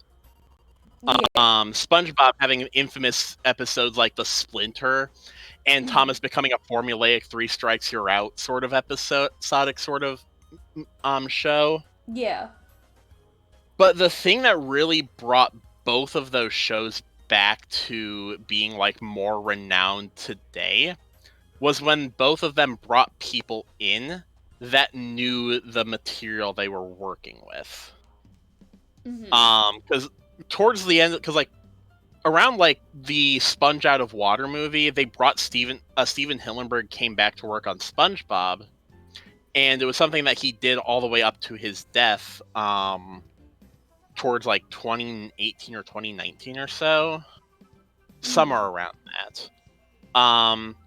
And likewise with Thomas and Friends, they brought in some of the people that worked on Thomas back in the 90s. Andrew Brenner, being a head writer, worked on episodes like Henry's Forest, even if he wasn't particularly credited for his work on that, but that's besides the point. But they brought back people that worked on those shows and knew what made them so special. So like if a show ever were to be rebooted, they need to I feel like if they want to keep like a good positive outlook, they need to bring back the people that like either worked on the show before or knew what made the original so special. Because, like, Blue's Clues and You is a reboot that gets a lot of praise, and a large chunk of that is because Steve is behind the scenes working on the show. So, because when you have people that, like, are trying to follow specifically corporate mandates, you find a lot of the time what makes a show special gets lost over time. At least from my perspective on it. No, I genuinely have to agree with that, honestly, because it really depends on how people tackle on, like, certain shows, especially if it's to bring back ones. Right. It depends on, like, I think I brought this up before in, like, another stream, like, depending, it's kind of like the idea of nostalgia with the said show as well. Like, oh, we're gonna bring this back because we know people like it before, so let's bring it back now for more people to, like, old fans and new fans, essentially. Which is nothing bad inherently with that mindset, but it depends how people remake it to make it reappealing. And yeah, and it can be either abused in a horrible way and or be achieved in a great way. Yeah. Like you essentially Clues, want, like you said, for example. Sorry. Yeah, you want to be a Blue's Clues. You don't want to be Megamind. Yeah. Oh. Oh my god. I'm so sorry. It's okay. I just hate what they've done to him. Minion's not called Minion anymore. His name is like something else. I don't remember. I think it was Chum. Yeah, Chum. His name is Chum now, and I hate that because Minion was like, that's Minion, not Chum. And then they changed like Megamind's voice actor too, and it's like it's not the same. Yeah, some things are just best as a one and done. Yeah, no, definitely. That's a pain in my heart. But Yeah. you know what's not a pain in my heart? Food. I love food. Food. What were your thoughts on school lunches? Did you love them or did you hate them? School lunches were a very mixed bag, and probably the reason I ended up being such a picky eater. Really? Yeah, because like a large chunk of like what I've been trying to do in present day is like definitely like expand a lot more of my food horizon. Mm-hmm. Because like a large chunk of the reason why I was such a picky eater was just because a lot of like food growing up either wasn't prepared particularly well, or I've had like really bad experiences with. Mm-hmm. School lunches, I feel like growing up were a culmination of like that sort of like feeling of of like getting into a picky foodie stance, because there were some things that were definitely better than others. Like I could eat like a school lunch hamburger or like a school lunch pizza. Mm-hmm. Couldn't stomach things like the green beans. That's fair. No, that's very fair because for some reason the vegetables in schools were always rancid. Yeah, like I feel like a large chunk of that is just because vegetables are something that's like not particularly easy to prepare. People Mm-hmm. think it's just like, oh, throw them into like into like a steam bath or something, and then boom, they're done. But there's a Mm-hmm. lot more to it than just that, because you need to season your shit. Mm-hmm. No, because for some reason it's always the vegetables that most schools because like for some things it's like it's easy like oh just leave a plain apple and they'll just grab and bite from the apple or like cubed fruit like in like the little cups like some things are like pre-prepared but then like the foods that like you have to prepare like you said like the beans like green beans and all that never Yeah. never done correctly. I've never had green beans that were done correctly in schools because they were always gross. Yeah, like I feel like a lot of that is because with fruits, you don't really have to do like a whole lot of preparation. Just like run them under water, rinse and clean them a little bit, and then boom, they're just ripe for the taking. Mhm. But with a lot of vegetables, they vegetables are something that's definitely more prepared. Mhm.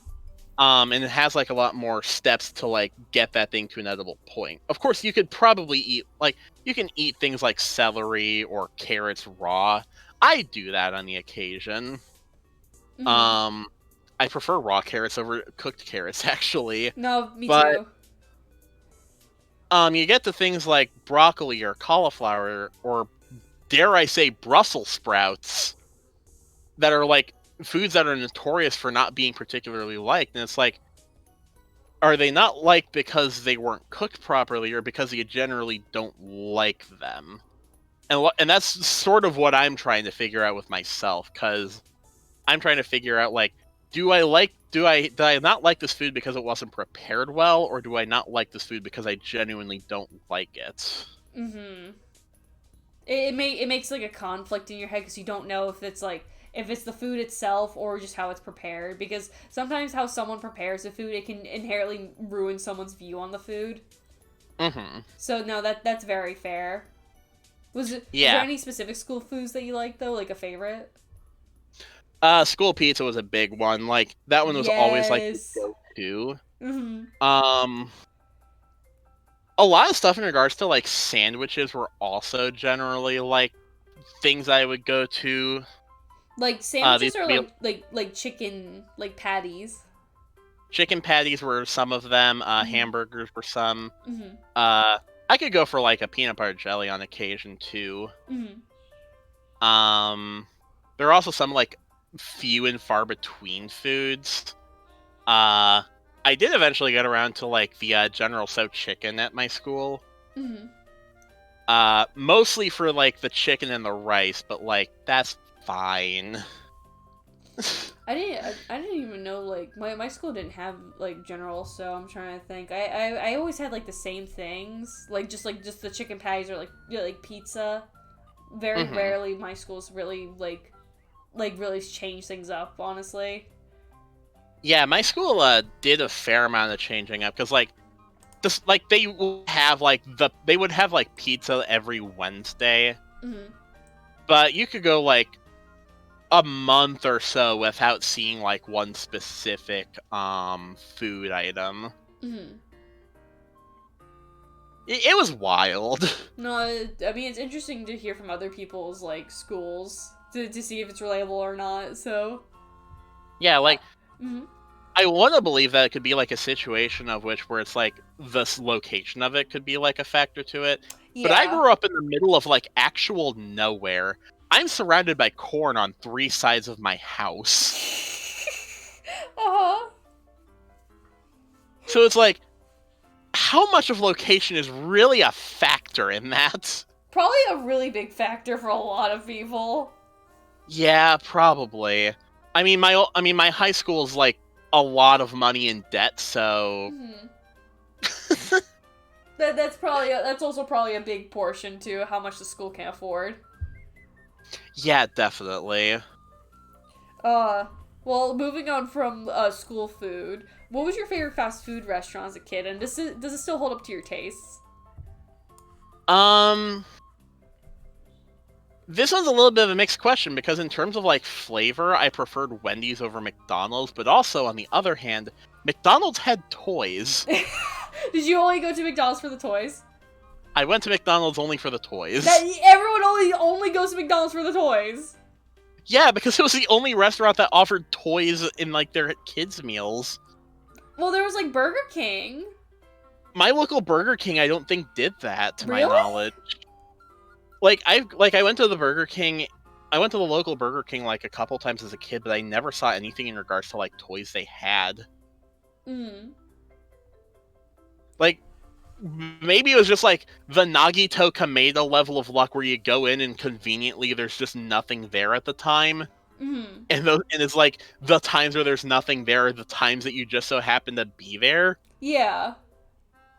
Or maybe it's a regional thing, I'm not sure. I just kind of assumed that Burger King had toys everywhere. I didn't know. I guess like maybe I guess every Burger King like has its possibility of having toys.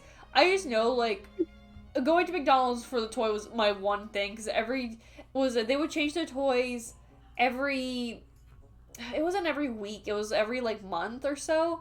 And the moment I Yeah. discovered like there was a new McDonald's toy, I would always tell my parents to take me. It was always on a Saturday too.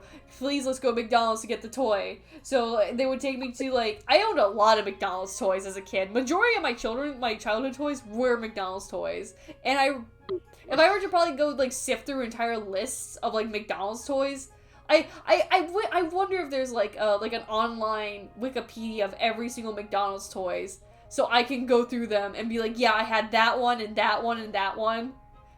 There probably is. I'll probably have to look like off stream because I'm genuinely curious if that's a thing. Yeah. The only time I ever really like went to McDonald's like in like ye old like adult time, like the adult period, Mhm. was primarily if they did anything Pokemon related, and also one time where I wanted to see if I could get mystery gift from Gen 4 working on my Nintendo DS. I Yeah. could not. Oh. Mhm. But the last time I did go was for the last time that they did Pokemon cards. Mhm. McDonald's did not hold up. No. No. Wendy's, on the other hand, has fared a lot better. I didn't even know Wendy's had toys. Like, if I, Wendy's doesn't have toys, to my knowledge. Wendy's doesn't have toys? I don't think so. I'd have to look that up now, because now I'm curious. I'm not sure myself. Me and my brother, in my family, we always got, like, both McDonald's and Wendy's, because my brother hated McDonald's, but I hated Wendy's as a kid. So my parents would have to go to both McDonald's and Wendy's for the both of us. And then, like, our happy medium was Burger King, but every time we'd be like, no, I don't want McDonald's. No, I don't want Wendy's. So, like, my parents would have to go to one restaurant and then the next for us. We were very spoiled, I will say that. Yeah. But that's fine. I can admit though, I do not own I do not own any of my old McDonald's toys though, from my knowledge. I had to, as of like I think a bit of last year and the year prior, I had to go rebuy a lot of my McDonald's toys that I really cared about. Yeah. Cause like a lot of them were were my primary toys. Mm-hmm. Thank you, Cosmic. I saw the DM, by the way. I'm gonna look at that later.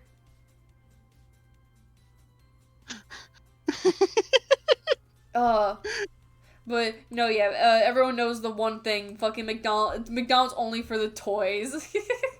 Well, yeah. Do you have like a favorite fast food place though currently? It's a little hard to say because like I feel like if I were to pick a favorite fast food place, I think I would go Wendy's for convenience. Mm-hmm. But in terms of flavor, I ate at an A&W for the first time back in December. It was so good. What was it? 'Cause, like, bitchin'? I probably because like I don't have an A&W in my town. And this was when I was going to visit my partner in December. And in the Toronto airport, they had an A&W there where I decided, you know what, I'm going to get some food from here while I wait for my flight, which got delayed by 40 minutes. And it was one of the best fast food chicken sandwiches I have ever had. Oh, now I'm hungry for a chicken sandwich. Yeah, I'm hungry for a chicken sandwich and I want that root beer too. Have you ever had like Sonic? I have not. So I've actually recently tried Sonic as of like a few months ago. It's actually not that bad. I had like their mozzarella sticks and like chicken sandwich, and it was pretty bitchin', one would say. So I might have to see if they have a Sonic nearby, because I know that my hometown, that the town I'm currently in, doesn't have one. But the one like about 30 minutes over might. I just might go get Sonic tomorrow. Now I'm thinking about it. I'm craving for a chicken sandwich. That is just on my mind right now. I do not blame you at all. Moving on from good food, let's talk about shit food. What was your broccoli? The food you absolutely despise, and do you still hate that food, or have you grown?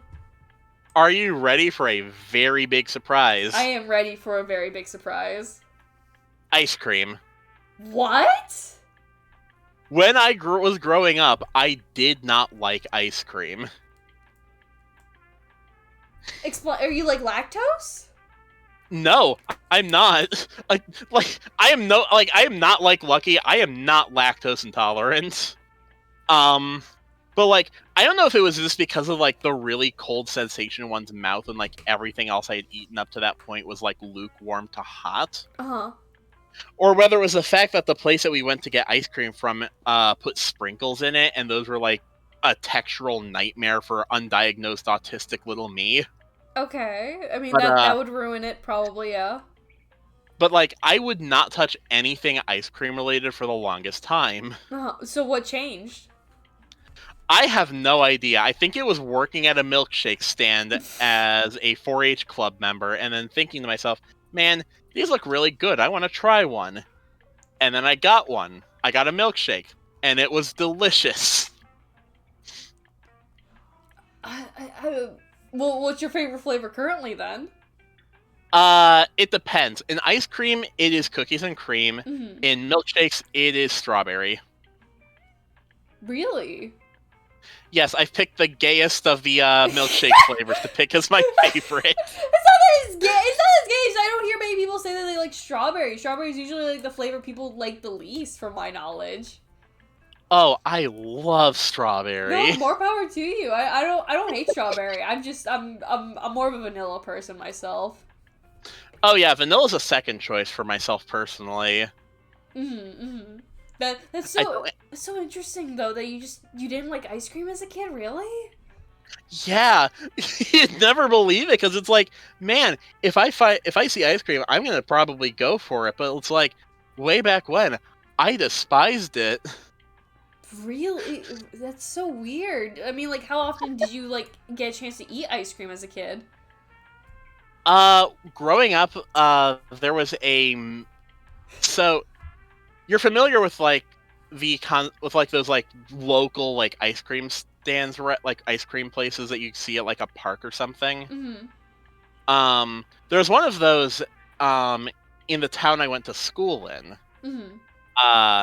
And whenever I would go there, I wouldn't get the ice cream. I would always get like a slush, like Like an a ice slushie? slush. Yeah, like those. Was there, like, from my knowledge, like, there's, like, cherry, cola, blueberry, raspberry, I think? My go-to was always either cola or cherry. I've never had the cola. I've always just went straight to cherry. Yeah. Like nowadays, I probably wouldn't go for cola. I think I would have my go-to be cherry, partially because like by the time that you finish, like you're like halfway done with the cola one, it's so watered down because you've drank all the cola, Mm-hmm. and all that's left is ice because they're using cola for it and not like a specifically syrup. So like while it might stick like a little bit more with the syrups, it doesn't with the cola. No, that's fair. Yeah, that's fair. I might be talking out my ass, but that's my theory. No. It makes sense. It makes sense. Cause like what was it, like the syrup that they used to make like the slushies is like that's what puts the flavor in it, and if it fucks it up, it just ruins everything.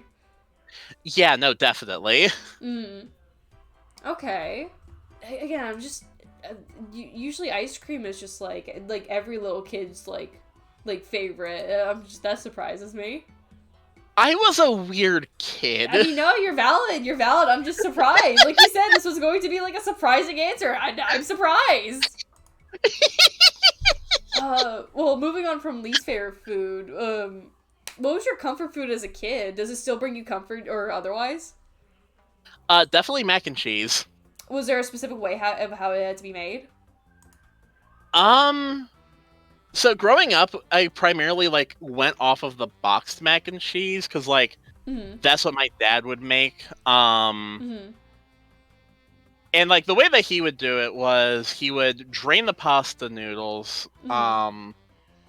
put them back in, add milk, butter, the cheese packet, and then extra cheese into it. And that's how our mac and cheese dinners would be done. Since then, I've had the experience of living on my own. Right. And I thought to myself, man, I want to do my own mac and cheese.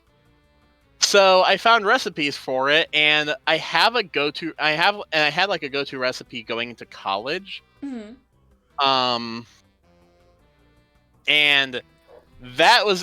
to this day, I cannot go back to the box of mac and cheese. Well, what was this? Can I ask what was the specific like box? Like, was there like what was the specific brand if you remember it? Oh, it was just Kraft mac and cheese. Oh, just Kraft mac and cheese. Okay. Yeah, like the blue boxed mac and cheese. Ah, okay. Yeah. Notably, when I was in Canada with my partner, in December, they had prepared me they prepared the Kraft dinner mac and cheese for the both of us, just like as is standalone. Because they have a different version of it called Kraft dinner, whereas here in the States we have Kraft mac and cheese. The Kraft dinner is so much better than the Kraft mac and cheese. Is it like a consistency or like a taste thing? So the big difference that I noticed when I tried the Kraft dinner one was that it didn't have like as strong of a like cheese taste to it. In terms of like how strong the flavor of cheese is, the Kraft mac and cheese is definitely the stronger of the two. But but in terms of consistency and like texture, the Kraft dinner is so much better. Okay. I've never had like I've never had mac and cheese, so I wouldn't know. Well, I don't know the love of mac and cheese. It probably doesn't help that I don't like cheese. that's completely fine. Like, if I had a nickel for every person I know that has never had mac and cheese, I'd have 2 nickels. Which isn't a lot, but it's strange that it's happened twice. Yeah, but you have a logistical reason for it. I just don't like cheese. That is completely fine, and I don't blame you. Cheese isn't for everyone. Usually when I tell people I don't like cheese, I get yelled at. I mean, you've at least tried it, and that's more than what can be said about a lot of people. I have like exceptions. Like I like pizza. I like mozzarella sticks, like I mentioned earlier, or like lasagna. I like melted mozzarella cheese, but that's it. That's as my cheese limit will go. If you give me cheese on anything else, I will not eat it. Yeah, no, that's fair, because, like, mozzarella cheese is kind of just, like, really weird as is. Yeah. Because it's, like, a cheese that you typically have, like, melted. Yeah. Just unfortunately. I'll just throw a slice of cheese at you, Tim. No! I will be exactly like those cats where you throw a slice of cheese at them and be like reacting, like viscerally at that.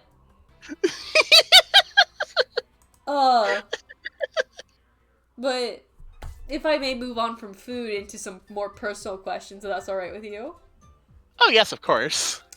So do you think nostalgia or having nostalgia is a weakness or empowering as we grow up? That's a very good question. Mm-hmm. And I think a large chunk of it boils down to, how we channel nostalgia as, like, a feeling we have. Mm-hmm. In certain ways, like, I'm pretty sure we can think of, like, all sorts of fandoms that are, like, horrible to be around because the people that are nostalgic for, like, the old stuff are, like, really insufferable. Mm-hmm. Like, you think about, like, you'll think about, like, the most insufferable fans of, like, long-running series. You think of things like Star Wars, Pokemon to an extent. Mm-hmm. You think of things like, say, like Marvel and DC Comics. Yeah. Because they've been, like, around for a very long time, and people will get, like, very, very upset if something isn't exactly how it was back then. Word for word, right? Like, there were, like, from the treatment that the actors from the prequel trilogy and sequel trilogies of Star Wars got treated by fans of the original series. Right. I do not blame any of them, especially for, like, the sequel trilogy, for not wanting to associate with this franchise of Star Wars anymore. Right. I'm glad that the fans didn't ruin it for people like Ewan McGregor or Hayden Christensen. Yeah. But a lot of the actors from the Star Wars media past 2001 were not particularly great, and that sucks. Mm-hmm. However, I also think that in terms of other situations where it's channeled into a more positive way, you get, like, really good stuff out of it. Because if it weren't for games like Mother or Earthbound, right, you probably wouldn't see the existence of Undertale. No. If you didn't have games like Paper Mario, you wouldn't have games like Bug Fables to come out. Mm-hmm. If you didn't have Pokemon, Cassette Beast wouldn't have been a thing, and so on and so forth. It's like a line of inspiration to pass down, essentially. Yeah, like, so you have a lot of stuff in regards to nostalgia where it can be seen as, like, a very toxic thing. Mm-hmm. But if it's channeled in the right way, then you can get something truly wonderful out of that. Like, I shit you not when I say it, second video game to ever make me cry was Undertale. The second one? What was the first one? Pokemon Mystery Dungeon Explorers of Sky. You will never guess what part of it was. I don't know what part of it because I've never played Pokemon Mystery Dungeon. Oh boy. So Explorers of Sky has, like, special episodes to it. Mm-hmm. That are basically, like, secondary stories to supplement the main story. Right. And the second one of these 5 special episodes was centered around Guildmaster Wigglytuff when he was a child. Mm-hmm. Guildmaster Wigglytuff began his exploration journey and his journey as an explorer under the mentorship of a Pokemon called Armaldo. Mm-hmm. Armaldo was a criminal. We don't learn what his crime is, but at the end of Igglybuff the Prodigy, they get to the end of this long, treacherous journey, and Armaldo is apprehended for being a criminal. Oh. And little me cried so hard. Mm-hmm. Like, I kid you not, there's a little bit of a thing that I'm known for in the in one of this, like, in one friend group I'm in, and it's the fact that Pokemon Mystery Dungeon gave me a distrust in police for years. Pokemon? Pokemon Mystery Dungeon Explorers of Sky made me not trust the police for years. You know what? That's probably the best thing that Pokemon could do for you. Then that's probably the best thing Pokemon could do for you.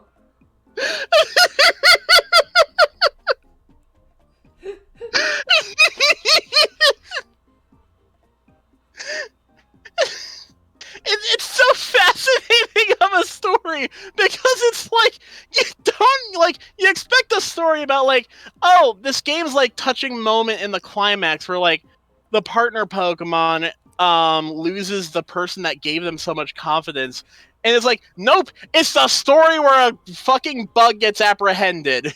Mm-hmm.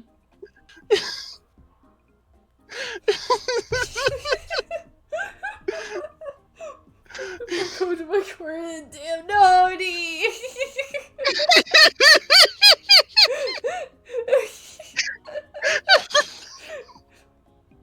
Well, look, with the current thing of the police, I can't trust them either. TVH. So Yeah. nostalgia can be different forms for different people. It's a unique feeling connected, associated with certain activities. So I was trying to be envy or anything. Odie! We both know you'd be better than any of them. We both know that. I would trust you. You know what I'm talking about. Now that we nostalgia pursue consumers by pride, do you think it is unethical or ethical feelings of nostalgia is that activity is morphed into something entirely new? Does it still count as nostalgia? Ooh, that's a very interesting question, actually, Ymir. Oh. I know that nostalgia is something that's really used, especially today, to push In certain marketing. products.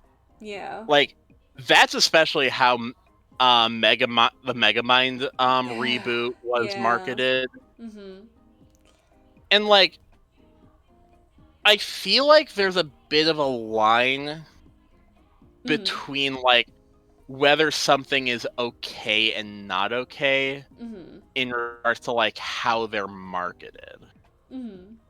Because, like, if you're going to be like, yes, we've got more of this thing that you enjoy, you're welcome, and then it turns out to be terrible, then yeah, you're kind of an asshole on that front. Yeah. But like, I feel like a good example of like, nostalgia being something that was like pushed in at least like a pretty like okay manner. I would say had to do with, for example, the release of Earthbound Beginnings in 2015. Because like, to put this into perspective, Earthbound Beginnings had never been released outside of Japan. Okay. For reference, Earthbound Beginnings is Mother 1, with Earthbound being Mother 2. And they had the full translation for it ready, but they never officially released it until 2015, where they finally released Earthbound Mother 1 to the States and outside of Japan under the name of Earthbound Beginnings. And of course, this can be seen as a way to appeal to fans of Earthbound who are like thirstily desperate for Mother 3 to get localized. Right. But also, they had the work already, so it's like, why not release it? And when's a better time to release Earthbound Beginnings than the 20th anniversary of the official release of Earthbound? Mm-hmm. So it's like, if it's done right, I think that it can be definitely acceptable, as long as there's like actual care being put into it. Yeah, because like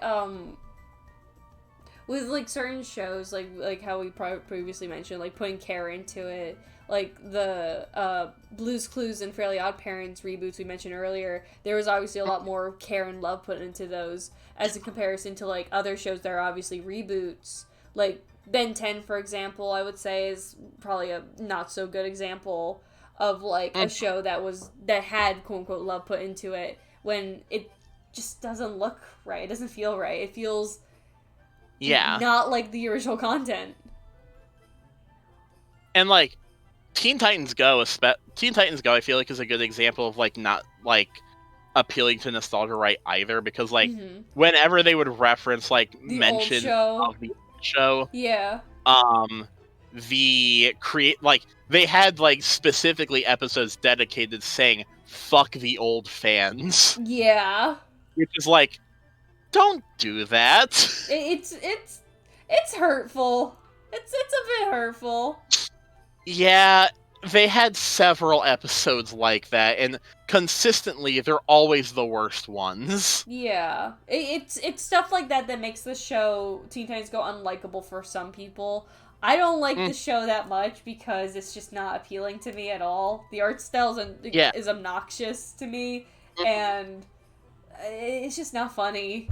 There are moments where it is funny because they joke about like taxes, but on the most part, I would not say it's like my favorite show because I've never watched it. So yeah, like I think Teen Titans Go is that it's bad, like because I've seen a couple of episodes of Teen Titans Go. I think the show is definitely at its best when it's like acknowledging that it's its own thing without being derogatory towards people that don't like that it's its own thing. An excellent example of that would be the Teen Titans special that they did, where they brought back the old ones to meet the new ones.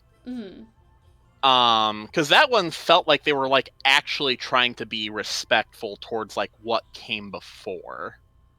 Because they played into like stuff with that, where it was like, yeah, these Titans are incredibly incompetent and obnoxious, and it's like seeing how these like very more serious characters are responding to this. Yeah. And it's like, I think that's fine. But overall, the way they tend to mock its source material is kind of untasteful. Not even just the source material, but like the fans of the old source material too. Yeah, that too. Yeah, that's an interesting question though, Ymir. Given some extra questions, I like that. How nostalgia marketing would be used to brand associating nostalgia while just making sure the brand is still there for you to see and ultimately engage you with media. No, yeah, I can agree with that. Yeah, definitely. I feel like the whole thing with like Earthbound Beginnings getting like such fanfare too with its release helped with that, because Earthbound Beginnings was put on Virtual Console for the Wii U. And they eventually took Earthbound Beginnings and finally put it on Natendoswitch Online as well as Earthbound. So like they appealed to the fans of the Mother series and gave them ways to be able to, not only gave them ways to be able to play the older games, minus Mother 3, because they just adamantly refused to release Mother 3.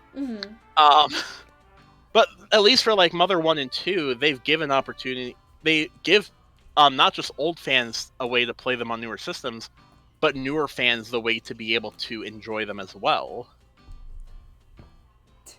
Nightcrawler, you could be a little nicer with your hydrates, by the way. Just saying, buddy. Ugh, I'm like stretching right now too. Yeah. Remove the idiots, you moron!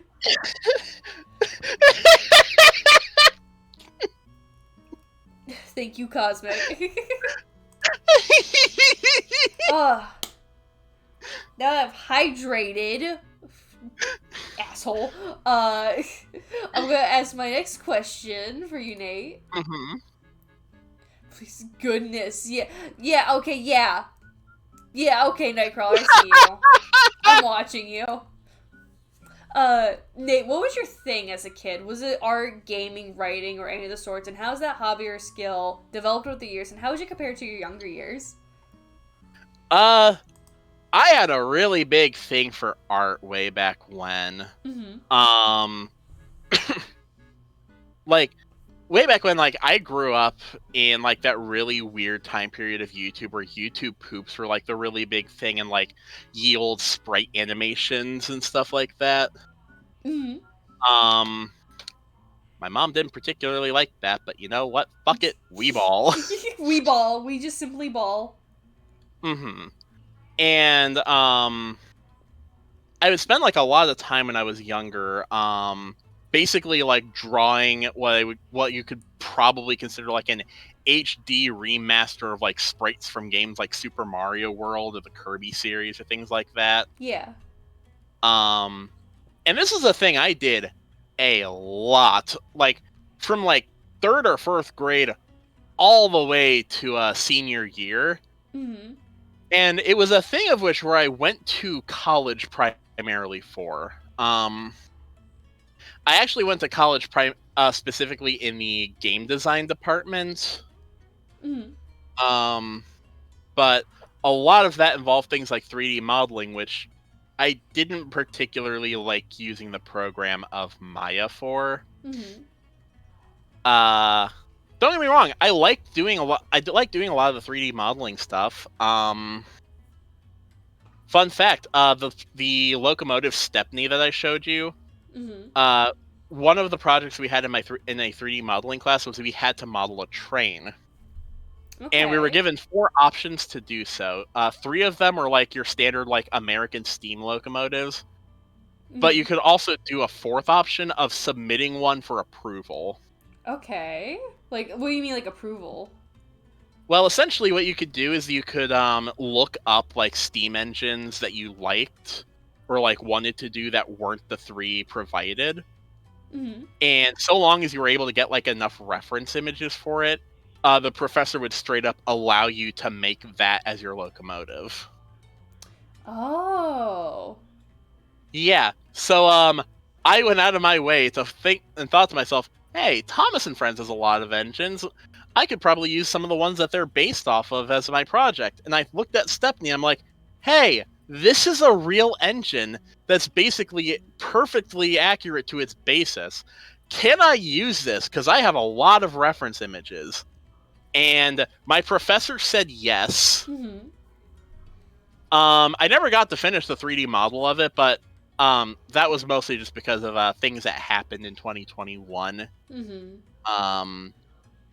But functionally, it worked just fine. But I didn't particularly have a whole lot of fun in a lot of the game design stuff.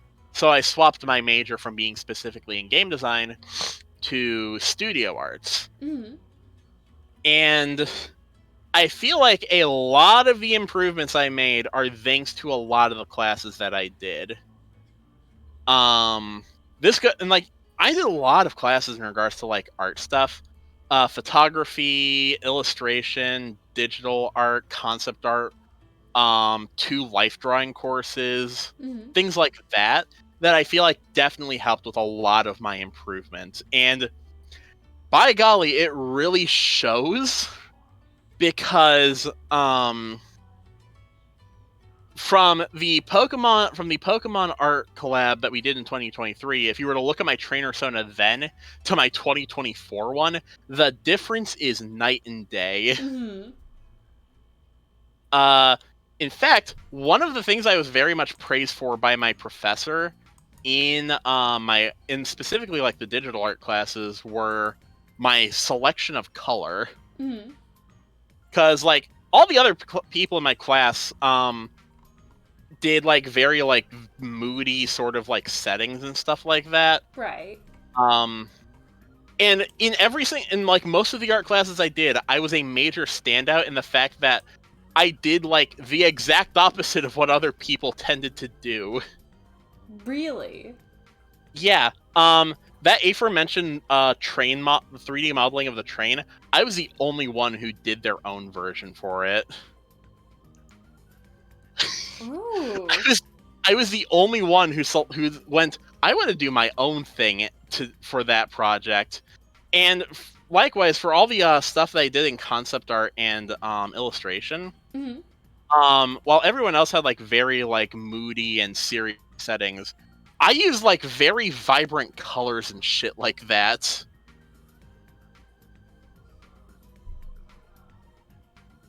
And like if you were to see like some of the stuff that I did like way back in 2021 and 2022 Mm-hmm. in comparison to like today, Mm-hmm. like even the difference then is night and day. Did you like did you graduate from college, or are you still in like classes currently? I actually graduated at the very, very end of 2023. Oh, really? Mm-hmm. That's where I got my Fenchurch whistle. Oh. Cool. So, was like the major with like in art, basically, like studio art, like you said. Yep. I love hearing about like college stories. Honestly, I had a smile on my face the entire time as I was listening to you like retelling all this. I love hearing about other people's like adventures to like with like college stuff as I just finished like with my time in college currently with like an associate's degree, and I'm not going back. I don't blame you. I salute you for spending so much time and money on it. Ymir, as if I may ask, what got you into photography? What's your proudest photo you've taken? So, when I was in photography, I actually did 2 different photography classes. One of them was just in like regular photography, but the other one I did was in film photography, like with actual like film that needed to be developed and stuff like that. Really? Mm-hmm. Like movies, or like kind of like film classes? Kind of like movie film. Like it was specifically like the old times of which where you'd like do like film, like you would take a picture, develop the negatives, and then like get those negatives put onto paper in like their proper format. Ah, I see. Also, why is every fucking person that comes in here just hydrates? They care for our well-being. I know, but it's every single person I see. I can scream at them because they've all been my friends. They keep doing it. I'm sorry. And the sandwich. And there goes my sandwich. Hi, cat. But yeah, I'm sorry. I didn't mean to get so vocal. Every time I see a hydrate from my friends, and that's all they say. And there's 7 more. There's 9 more promoting. I just it's their STEM toy. I'm not pulling up the roulette wheel during this. Ugh. But yeah, art. Am I right? You were talking about photography for film. But I think one of my favorite Photos. Yeah. Yeah, if I had to pick a favorite picture that I took, Mm-hmm. It's one that I did from the film photography where so where I had my Nintendo Entertainment System, because at some point, like in the past, I had purchased like an old NES system, and I put the NES system next to my Nintendo Switch, and I did a picture with that. Do you still have the photo on hand, if I can ask? I'd have to go digging really deep for that, but it's okay if you don't have it on hand. I was just more curious if you did. Yeah, I wouldn't like if I'm able to find it. I wouldn't mind posting it on like Blue Sky or something. Yeah. But I'd probably have to do a fair amount of digging for it. I would love to see it if at all, like when you post in like on Blue Sky or on the server. Mm-hmm. No, but that it's genuinely fascinating to hear. Yeah. Ooh, we're on to my favorite question. Uh-huh. What would you consider the cringiest thing you did as a kid, and would you do that same cringy thing where you've changed it if you could? I am so glad I've changed as a person. Okay, so keep in mind that I grew up Yes. I was growing up like in the very old Wild West time period of YouTube where like pretty much anything went. Right, yeah. I don't think you fathom the amount of just violence I've seen on like old YouTube. I think I could get a pretty good idea. I mean, what? There was like fucking Dorkly, there was College Humor, Smosh. There was a lot of shit that promoted like violence, gore, all the things that a child should not be witness to. Yeah. So like when I was little, like in still elementary school, mind you. Yes. There was like a series of drawings that I made where it was just Luigi getting killed in weird ways. Did you just hate Luigi? When I was little, I did not like I don't know if it was because I just like hated Luigi or what it was, but for some like it wasn't even a thing I was like hiding. I was like a thing I did in recess of all times, where I would just like draw Luigi getting just killed in different ways. What did Luigi ever do to you? I have no idea. Do you still hate Luigi? No, Luigi's the better one. He's my main in Mario Party. I've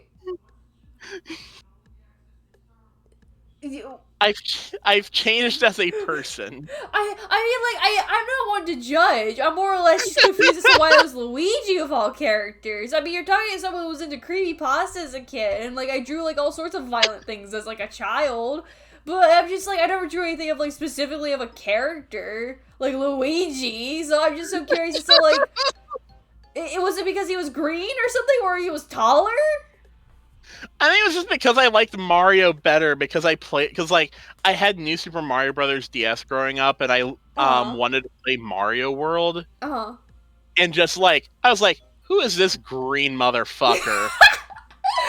In like the child-friendly way, because like back then I didn't swear. Right, but like that was the mindset you had. Just like, who the fuck are you? Yes.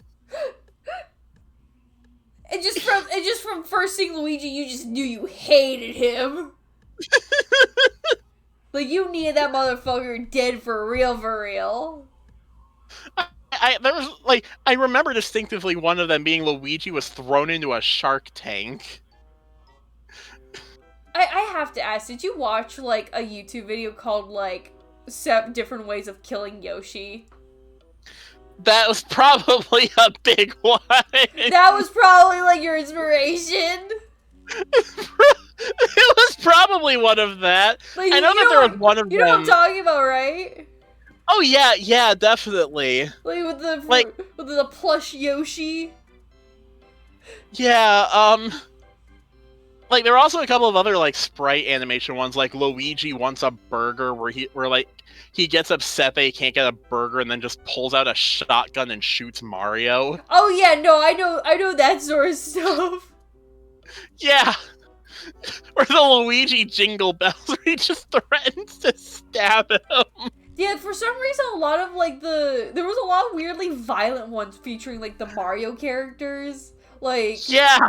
There was like a lot of like battle ones I remember. They were all on a different website, I remember. It wasn't just YouTube. It was like on a completely different website. I wanna say it was Newgrounds. I don't think it was though. A lot of them were like I know a lot of them were Newgrounds animations. But I got them off of I was watching them off of YouTube rather than Newgrounds. I watched some of them off a different website that I don't remember for the life of me what it was, but I remember just seeing like so much like gory pixel Mario stuff. It didn't help that my brother showed it to me. But like no, I understand the seed of where that was planted in your brain. I'm just shocked that you went through with it, that you just hated Luigi so much that you drew that's gore. It's not one meme I'm thinking of, like, oh, that's gore, my favorite character. Yeah!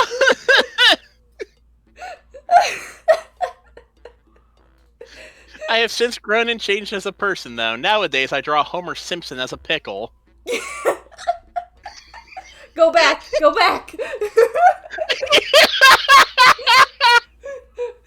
Wait, there was a mistake in the system! Oh my god. I love hearing I love hearing the people's cringe stories so much. Yeah. Well, bypassing the cringe, do you think your past self would be excited or proud of the person you become, or do you think otherwise? Well, it's hard to say, because, like, I am so very different from, like, my past self, if that makes sense, because, right. like, past me was, like, very into, like, the 2D Mario platformers, and, like, very much in their comfort zone with the stuff that they played. And present me, has a boyfriend, is non-binary, and plays all sorts of stuff that, like, past me would never ever think to play. Like, if you were to ask, like, there's some stuff that stay the same, like Lego Star Wars or still Pokemon to this day. But, like, if you were to, like, look at past me and tell them, hey, you're gonna be playing games like Earthbound and stuff like that, I don't think that past me would ever believe that. Like, that would just be a little too far-fetched for them. So at most you think that they'd be, like, confused, maybe? Definitely confused, but there are definitely things I would say to my past self. Oh, if you want to talk about saying things to your past self, well, that was segue right into, like, the next question. If you could go back in time, what would you tell your past self? If I were to tell my past self anything, I think a big one would definitely be, it's gonna be okay. I can't even sugarcoat it. Childhood was rough. Cause, like, I know I've said it already before, but, like, I'm, like, young little, like, not, like, undiagnosed autistic little me in a school in rural Ohio, not understanding why things are the way that they are. There's a lot of experiences that I had where many of the things that happen. Hi, Peanut! Oh my god, Peanut, thank you for the raid! What? Oh my goodness, Peanut, thank you for the raid! Hi! You were playing Marvel Rivals. I hope you were having fun. I'm here on Nostalgic Chatters with Nate. Hello. Thank you for the raid. I appreciate you. Have a good nostalgic shock. We are. Thank you, Peter. I love you. Thank you. Welcome, Raiders. Sit back, relax as we're chatting. But no, yeah, So like telling them that everything will be okay and continue. yeah, so like with everything that was going on, like there were a lot of stuff I had like in mind for like growing up, and like the big thing to tell them would be that things will be okay. Mm-hmm. Like they might not be the way that you want that they want like they might not be the way that you'd want them to be, and they might be in ways that were quite unexpected. Right. But in the end, you're going to be fine. You're going to find people that understand you, Mm-hmm. people that are going to be like those that will stick by your side. Mm-hmm. Childhood was rough if you couldn't tell. No, it's valid. You're valid for that. Like, I think the one thing most kids, as they like venture like and grow up, and like kind of aren't aware as to what's gonna happen in the future. And if they were to have the chance to meet with your past self, you know, just hearing that it's gonna be okay or anything along those lines is probably important for any kid to hear. Mm-hmm. Nate, I have had such a wonderful time having you on here. I am at my last question though for on my roster here, and It's been a fun time to be on the show too. I genuinely have had such a wonderful time talking with you and getting to know you and learning so many new things like about what locomotives, is that what you call them? Yeah. You may ask your question, but I have one more question. It's my most important question on my roster here. Uh-huh. Were and are you still Team Edward or Team Jacob? I'm gonna go Team Edward. That's probably the correct choice. Yeah, like you're probably expecting to think of like, oh, the like question of like the relation to Twilight Saga. My reasoning's just because Edward's a character in the Railway series. Wait, what? Yeah, Edward. He was the first character written for the Railway series that would later become the Thomas and Friends books. Is not the vampire, right? Yeah, not the vampire. But I'm gonna go with the vampire because he shares a name with Edward. Because of the same.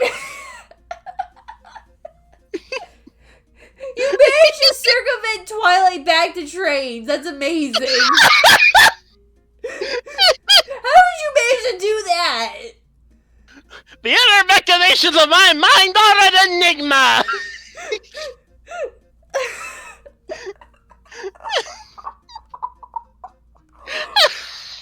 Oh my god, there's no better way to just like finish my questionnaire with that. There's no better way to answer my last question than to reconnect it back to trains. Nate, I appreciate and adore you for that. Oh my Lord in heaven, stars. I'm getting the systems going straight.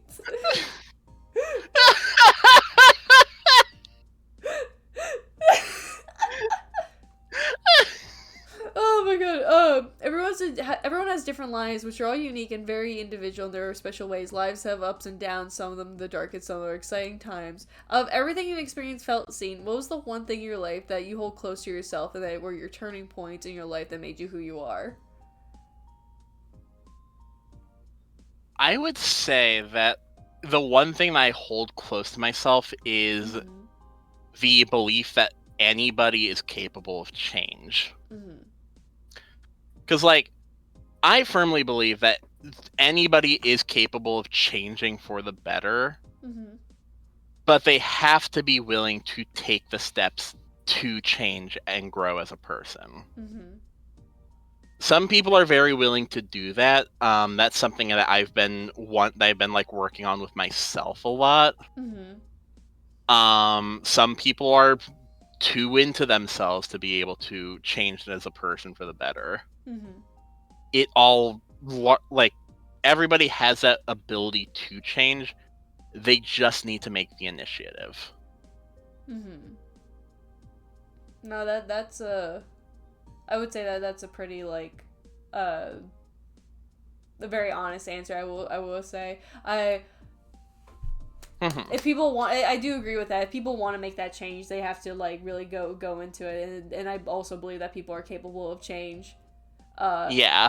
Depending on what they're changing from, I will say that's where my views can tend to skew, of course. Yeah, like there's people that I've met before that have like changed as people. In some cases for the better, in some cases for the worst. Heck, I have a whole situation right now where I'm waiting to see if someone's willing to make change in their lives for the better.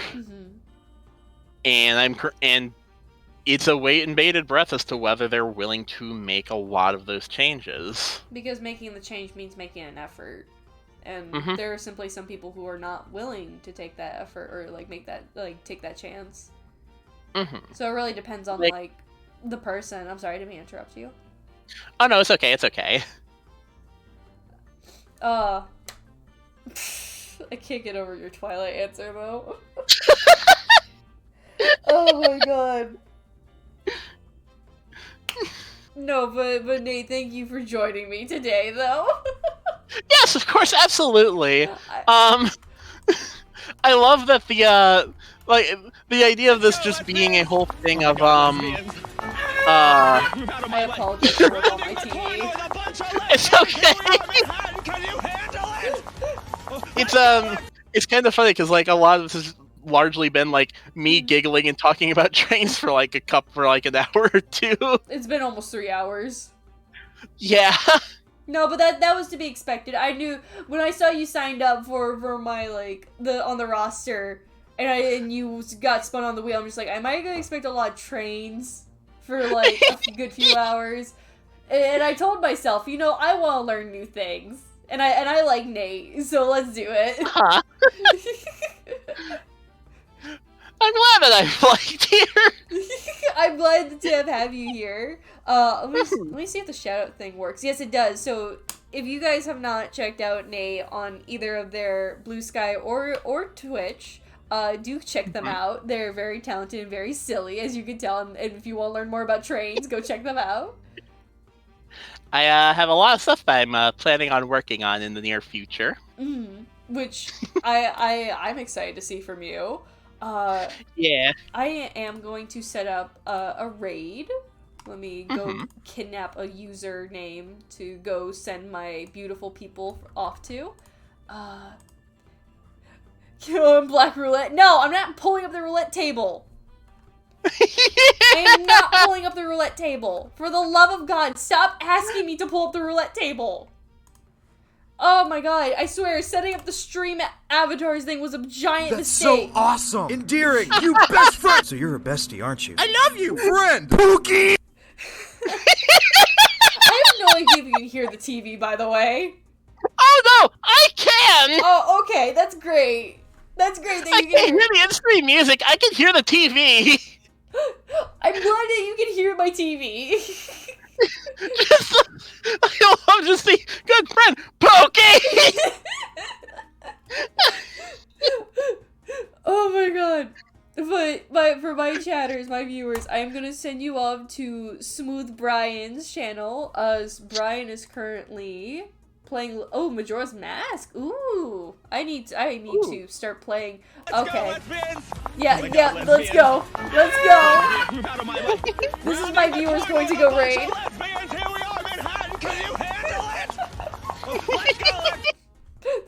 But as well, my viewers, do not forget our raid message: Rare Chuck E. Cheese, Showroom 90s Share Phase 3 HTF.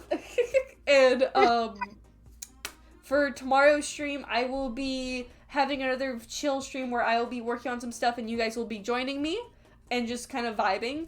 In the meantime, again, Nate, thank you so much for joining me. I had such a fun time.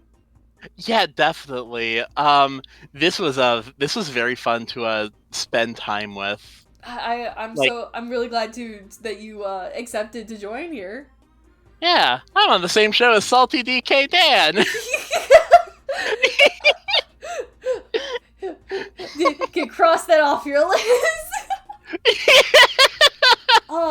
But in the meantime, I will see you all tomorrow. Thank you again, Nate, for being here, and thank you again, everyone, for being here. I will see you all tomorrow. Bye-bye! Bye!